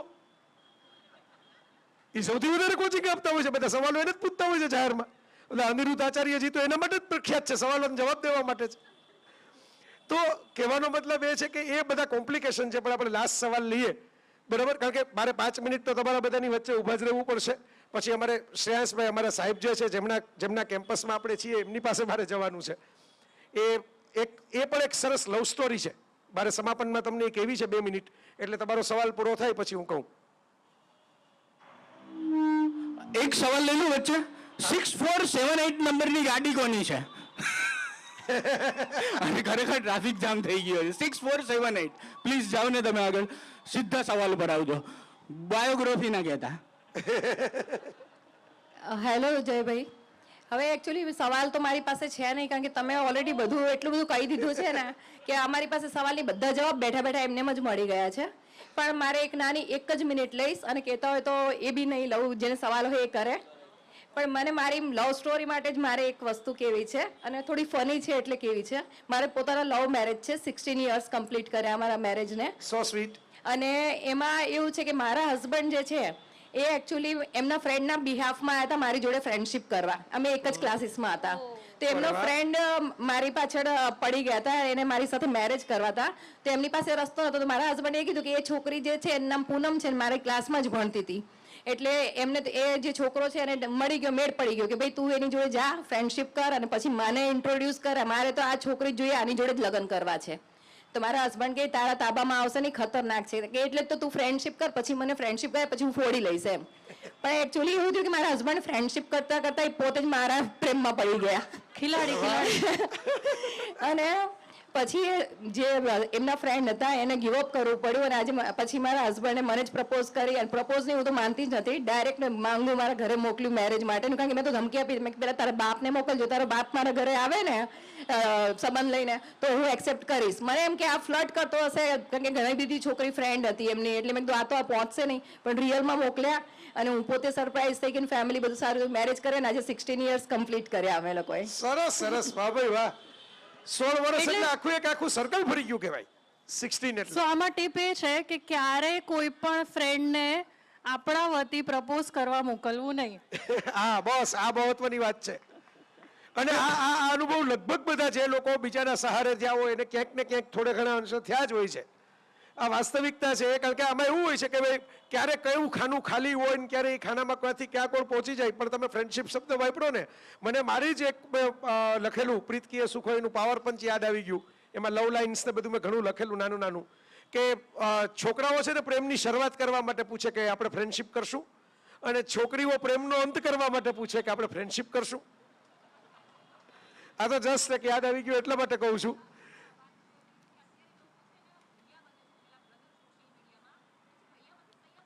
હવે આમાં તો એવું છે સ્ત્રીઓ માટે ભારત દેશની અંદર એક તો વસ્તી વધારે, મેં મારા પુસ્તકમાં લખ્યું છે. અને આ ભારત દેશમાં તુષાર વસ્તી વધારે રહી એટલે સ્ત્રીઓ માટે તો એક સ્કૂટરની કીક ન લાગતી હોય તો 15-20 સેવકો આવી જાય, અને ભાઈઓનું સ્કૂટર બગડી જાય તો એ બધે બૂમ કરે. પણ સાઈડમાં લઈ લે. ઓલામાં તો ઉચકીને સાઈડમાં લઈ પણ જાય. આ તો બેન પોતે ચાલીને જતા હોય, બાકી એને ઉચકીને લઈ જવા તૈયાર હોય કે અમે તમને સાઈડમાં લઈ જાય ઉચકીને કહેતા હોતો. એટલે આપણા ભાઈઓ તો બહુ સેવાભાવી ભાઈ. તમારા બધાની માફી સાથે એક નાનકડી વિનંતી કરીશ તમને સૌને, જેટલા પણ લોકો પોતાની સ્ટોરીઝ કહી રહ્યા છે, જેમને સ્ટોરી કેવી છે, અમે અહીંયા એક ટીમ રાખી છે. તમે ખરેખર તમારી નાની આજે વેલેન્ટાઇન ડે નો આ જીએસટીવી ઉપર આપણે પ્રોગ્રામ માટે બધાને સ્ટોરી રેકોર્ડ કરાવતા જાવ. બરાબર. હું એમ કીધું કે ભાઈ મારે સાહેબ પાસે જવાનું છે, કારણ કે એ પણ એક સ્ટોરી છે. અમે બધા જોઈએ છીએ રોજ. શ્રેયસભાઈ ને બધા ગુજરાત સમાચારના માલિક તરીકે, તંત્રી તરીકે એમ ઓળખતા હોય. બરાબર. જીએસટીવી એમણે શરૂ કર્યું, એ પણ બધા પાવરફુલ પર્સનાલિટીમાં નામ આવે. એ બધું આખી એક જુદી આઈડેન્ટિટી છે. પણ હું એ સાહેબના પરિચયમાં, કારણ કે એમના વાઇફ સ્મૃતિબેન, જેના પરિચયને કારણે આ કલા સ્મૃતિ સંસ્થામાં જેમનું નામ છે સ્મૃતિબેન, આ સ્મૃતિબેન રાજકોટમાં મને મળ્યા. સ્મૃતિબેને મને પકડીને એમ કીધું કે તું મારા દીકરા નિર્મમને મળ. શ્રેયસ એના હસબન્ડ તરીકે કહી શકે વાલથી, શ્રેયસને મળ, તું ત્યાં જા, એને મળ અને એની સાથે વાતો કર, તને મજા આવશે. અને મારી ભલામણ કરી. આજની તારીખે પણ ટિલ ડેટ મારી પાસે ફોટો છે. વચ્ચે હું એકવાર ખબર કાઢવા આવ્યો હતો, ત્યારે તો સ્વસ્થ હતા, તો અમે સેલ્ફી પડાવ્યો હતો. મેં મારું પુસ્તક આપ્યું, પ્રેમરંગ પુસ્તકનું નામ હતું. તો સ્મૃતિબેન પાના ફેરવાનો એમનો સ્વભાવ પણ તેજ અને એકદમ શાર્પ ઓબ્ઝર્વર. આમ આપણને ખબર ન પડતી હોય એમને ખબર પડે. એટલે મને કહે કે તું લગ્ન ક્યારે કરવાનો છે? આપણી પાસે જો મંડપ નાખવા માટે જગ્યા ભાડે લેવી પડે એમ નથી. પુસ્તકો કેટલા લખ્યા તે પ્રેમને, લગ્ન કરવાની વાત કર. સ્મૃતિબેન બીમાર પડ્યા. મારા પપ્પાની એ જ બીમારી મેં જોઈ છે, પાર્કિન્સન્સ.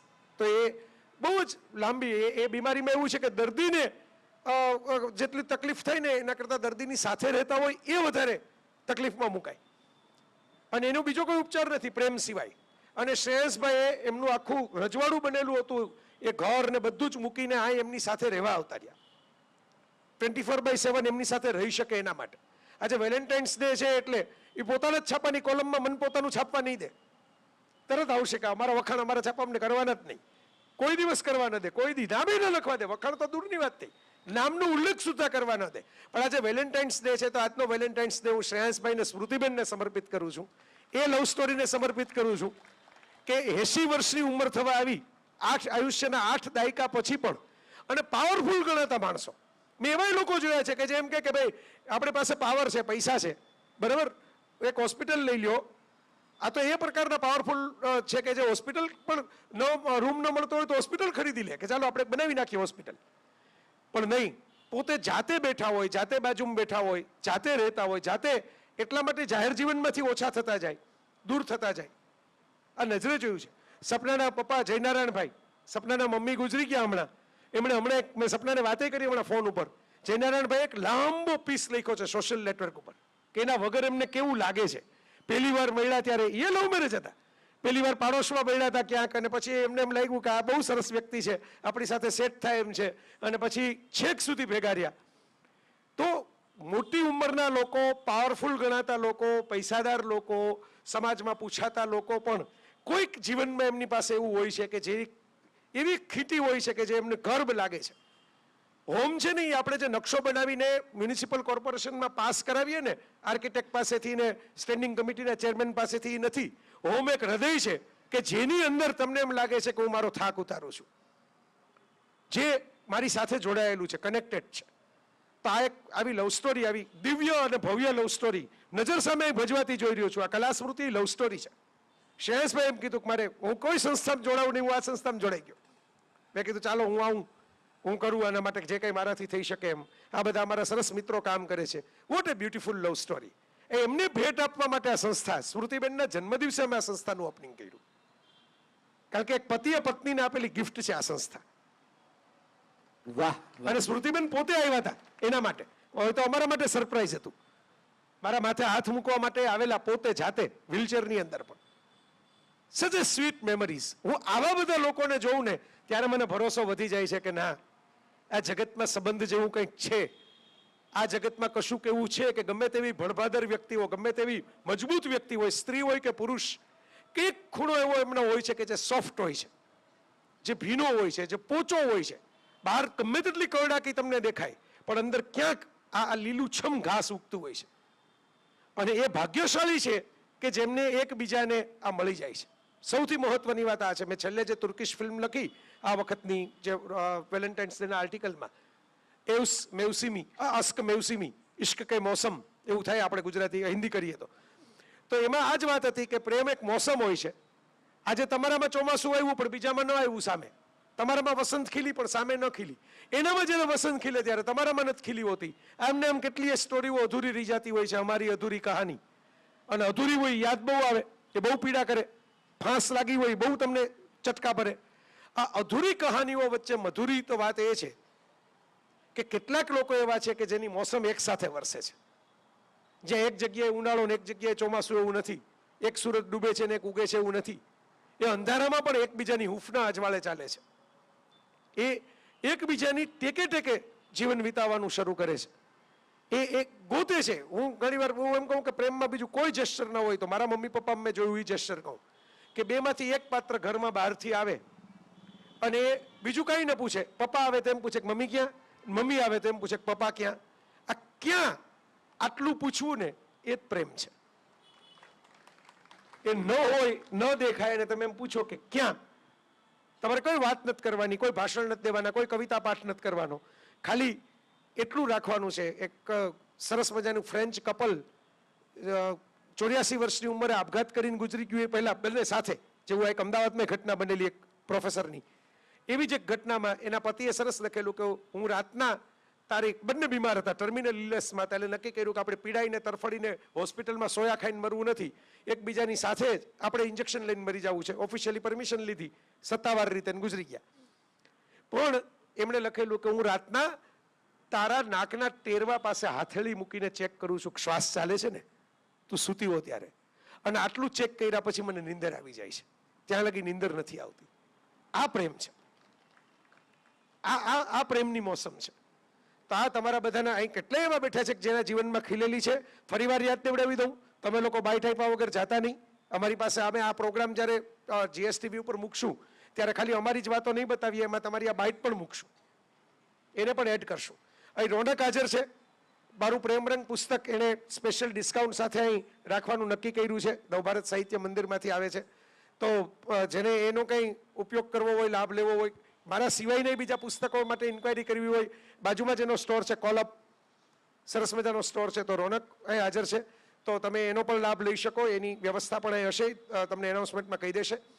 અમે ને સપના 5-10 મિનિટ તમારી વચ્ચે રોકાઈએ અને અમારે વિદાય લેવી પડશે, કારણ કે આ શ્રેયસભાઈ ને સ્મૃતિબેન જેની મેં વાત કરી ત્યાં જ મારે જવાનું છે. 9 વાગે મારે એમની પાસે જવાનું છે. એ તો અહીં આવી શકે એમ નથી, એ તો મારી ફરજમાં છે કે ત્યાં Can I જવું. say something, please? Sure. Conclusion હવે કન્ક્લુઝન તમારાથી જ. સો મારું મૂવી પર્વત આવી રહ્યું છે નેક્સ્ટ ફ્રાઈડે, અને it is about a father daughter story, પણ એની સાથે સાથે it is showing women in very strong characters. અમારા મૂવીના દરેકે દરેક જે ફિમેલ કેરેક્ટર્સ છે એ દરેક સ્ટ્રોંગ છે, અને I would love if you watch. તો જયભાઈ, તમારી એક હેલ્પ જોઈએ છે મને. આ જે ઓડિયન્સ બેઠું છે એમાંથી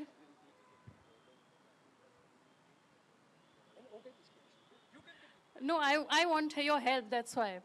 So અહીંયા જે ઓડિયન્સ છે એમાંથી અમુક મારે વિનર્સ બનાવવા છે, 10 વિનર્સ, કે જેને હું મારા મૂવીની ટિકિટ્સ આપી શકું. તો એ આપણે કયા ક્રાઇટેરિયાથી નક્કી કરીએ? લવને જ ક્રાઇટેરિયાથી નક્કી કરીએ. આજે તો વેલેન્ટાઇન્સ ડે છે, એટલે આજે તો વાત એની કરવાની. અને આ દુનિયામાં નફરતની વાતો તો લોકો એમને બી કરી જ જાય છે, તો આપણે પ્રેમની વાત તો ધરાર કરાવવી છે બધા પાસે, યાદ કરી કરીને લેસન કરાવવા છે. તો આપણે એવું કરીએ કે જે પ્રેમ વિશે કોઈ સરસ વાક્યો બોલે, કોઈક આપણે બે નહીં પણ કોઈ આમાંથી કોઈ એક જ્યુરી જેવું કરે, કોઈ કમિટી બને અને એ નક્કી કરે કે ભાઈ આ વાક્ય અમને ગમ્યું, લખીને બધા આપે, પોતાનું નામ આપે, નંબર આપે, લખાણ આપે, પ્રેમ વિશેનું એક વાક્ય તમારું પોતાનું, કોઈકનું સાંભળી લીધેલું, કોઈકની વાંચી લીધેલું નહીં. હા, એવું લખવું જ હોય તમારે તો નીચે નામ લખજો, ક્રેડિટ આપજો. મોરારી બાપુ પાસેથી એટલું શીખજો કે ભાઈ આપણે શેર પણ બોલીએ, જોક પણ બોલીએ, તો જેનો વિચાર હોય એની પ્રજ્ઞાચોરી ન કરીએ. બરાબર? તો તમે એક ચિઠ્ઠી બધાને હું રિક્વેસ્ટ કરું હોય અમારા વોલેન્ટિયર્સને, ચિઠ્ઠીઓ તૈયાર કરે અને બધાને આપે, અને એ ચિઠ્ઠીઓ કલેક્ટ થાય અને એના આધારે એના નંબર ઉપર આપણે ટિકિટો મોકલાવી દઈએ. ઓકે, સો 10 વિનર્સ હશે તો તમે દિલથી લખજો. રેડી બધા? બરાબર? તો તમને ટિકિટ મળી જશે. તમારા તમે નંબર લખો, એ નંબર ઉપર જ આપણે ટિકિટ મોકલવાની વ્યવસ્થા કરી દઈશું. તો નામ અને નંબર સ્પષ્ટ લખજો, એ ભૂલતા નહીં લખવાનું. ઉતાવળમાં ખાલી વાક્ય ન લખજો. કયું મૂવી છે? હા, થેન્ક ગોડ. મને તો પહેલી વાર પર્વત વાયું, હવે તો ફાધર ડોટરનું ટ્રેલર ઉપરથી ખબર પડી. બાકી હું તો એમ માનતો હતો કે સુરત બરજાતિયાના ઊંચાઈની જેમ સપના ફિટનેસ કોચ છે એટલે કોઈ પર્વત સર કરવા જતી હશે, આમાં હિમાલય કેમ સર કરવો એની ઉપરનું પિક્ચર હશે. એકચ્યુઅલી બહુ જ ઇમોશનલ મૂવી છે, એટલે હસાવશે, તમે થોડું રૂમાલ વુમાલ લઈને જશો તો થોડું રડાવશે પણ ખરું, એન્ડ મજા આવશે. એ હું અત્યારે કહું કે તમને મજા આવશે એ ખોટું છે. તમે જુઓ, તમે કહો કે મજા આવી, then it is worth it. સરસ. તો લવ યુ. હંમેશા આપણે પ્રેમની વાતો છે એ તો કોઈ દિવસ પૂરી થાય જ નહીં, જિંદગી પૂરી થઈ જાય, પ્રેમ પૂરો નથી થતો હોતો, પ્રેમીઓ ખતમ થઈ જતા હોય છે, પ્રેમની દાસ્તાનો ખતમ નથી થતી હોતી. એટલે આપણે પાછા મળશું. હવે મેં તો એવો નિયમ રાખ્યો છે કે ભાઈ દર 2-3 મહિના એક પ્રોગ્રામ તો આવો કરી જ દેવો, એટલે કંઈક કર્યા જ રાખશું, બધાને બોલાવ્યા કરશું નવા કોઈ સંદર્ભે. આપણે કંઈ એવું જરૂરી નથી. હમણાં ભાઈને હું કહેતો હતો એમ કે વેલેન્ટાઇન્સ ડે પ્રેમની વાત કરવી, આપણે તો એ સિવાય પણ ઉજવી નાખશું પાછો પ્રેમને. તો તમે બધા ત્યારે હાજર રહેજો. અહીં મજા આવી હોય તો બધાને શેર કરજો, તમારા મિત્રોને કહેજો કલા સ્મૃતિના આંગણે કાર્યક્રમોમાં જવા જેવું છે. અમારા વોલેન્ટિયર્સ મિત્રોનો ખૂબ ટૂંકા સમયમાં કાર્યક્રમ કરવા માટે આભાર માની લઉં અને thank you, love you. Selfie બધાને એ જ પ્રશ્ન હોય છે, મને ખબર છે. ભીડ કર્યા વગર પ્રેમ દેખાડીને ધક્કા મૂક્યા, આ કુંભ સ્નાનની ડૂબકી નથી. અમારા યાર ફોટા પડાવીને તમારો મોક્ષ થવાનો નથી અને તમારા પાપ ધોવાઈ જવાના નથી. બરાબર? અમારે જ હજી કોણ હે જીને તોબા કી ફીલ ગઈ ફુરસત, અમે તો ગુનાહ ભી કરને કો જિંદગી કમે. હું તો એવો માણસ છું. એટલે તમે 5-7 મિનિટમાં એ આટોપી લેજો એટલે હું ત્યાં સમયસર જઈ શકું સાહેબ પાસે. Thank you.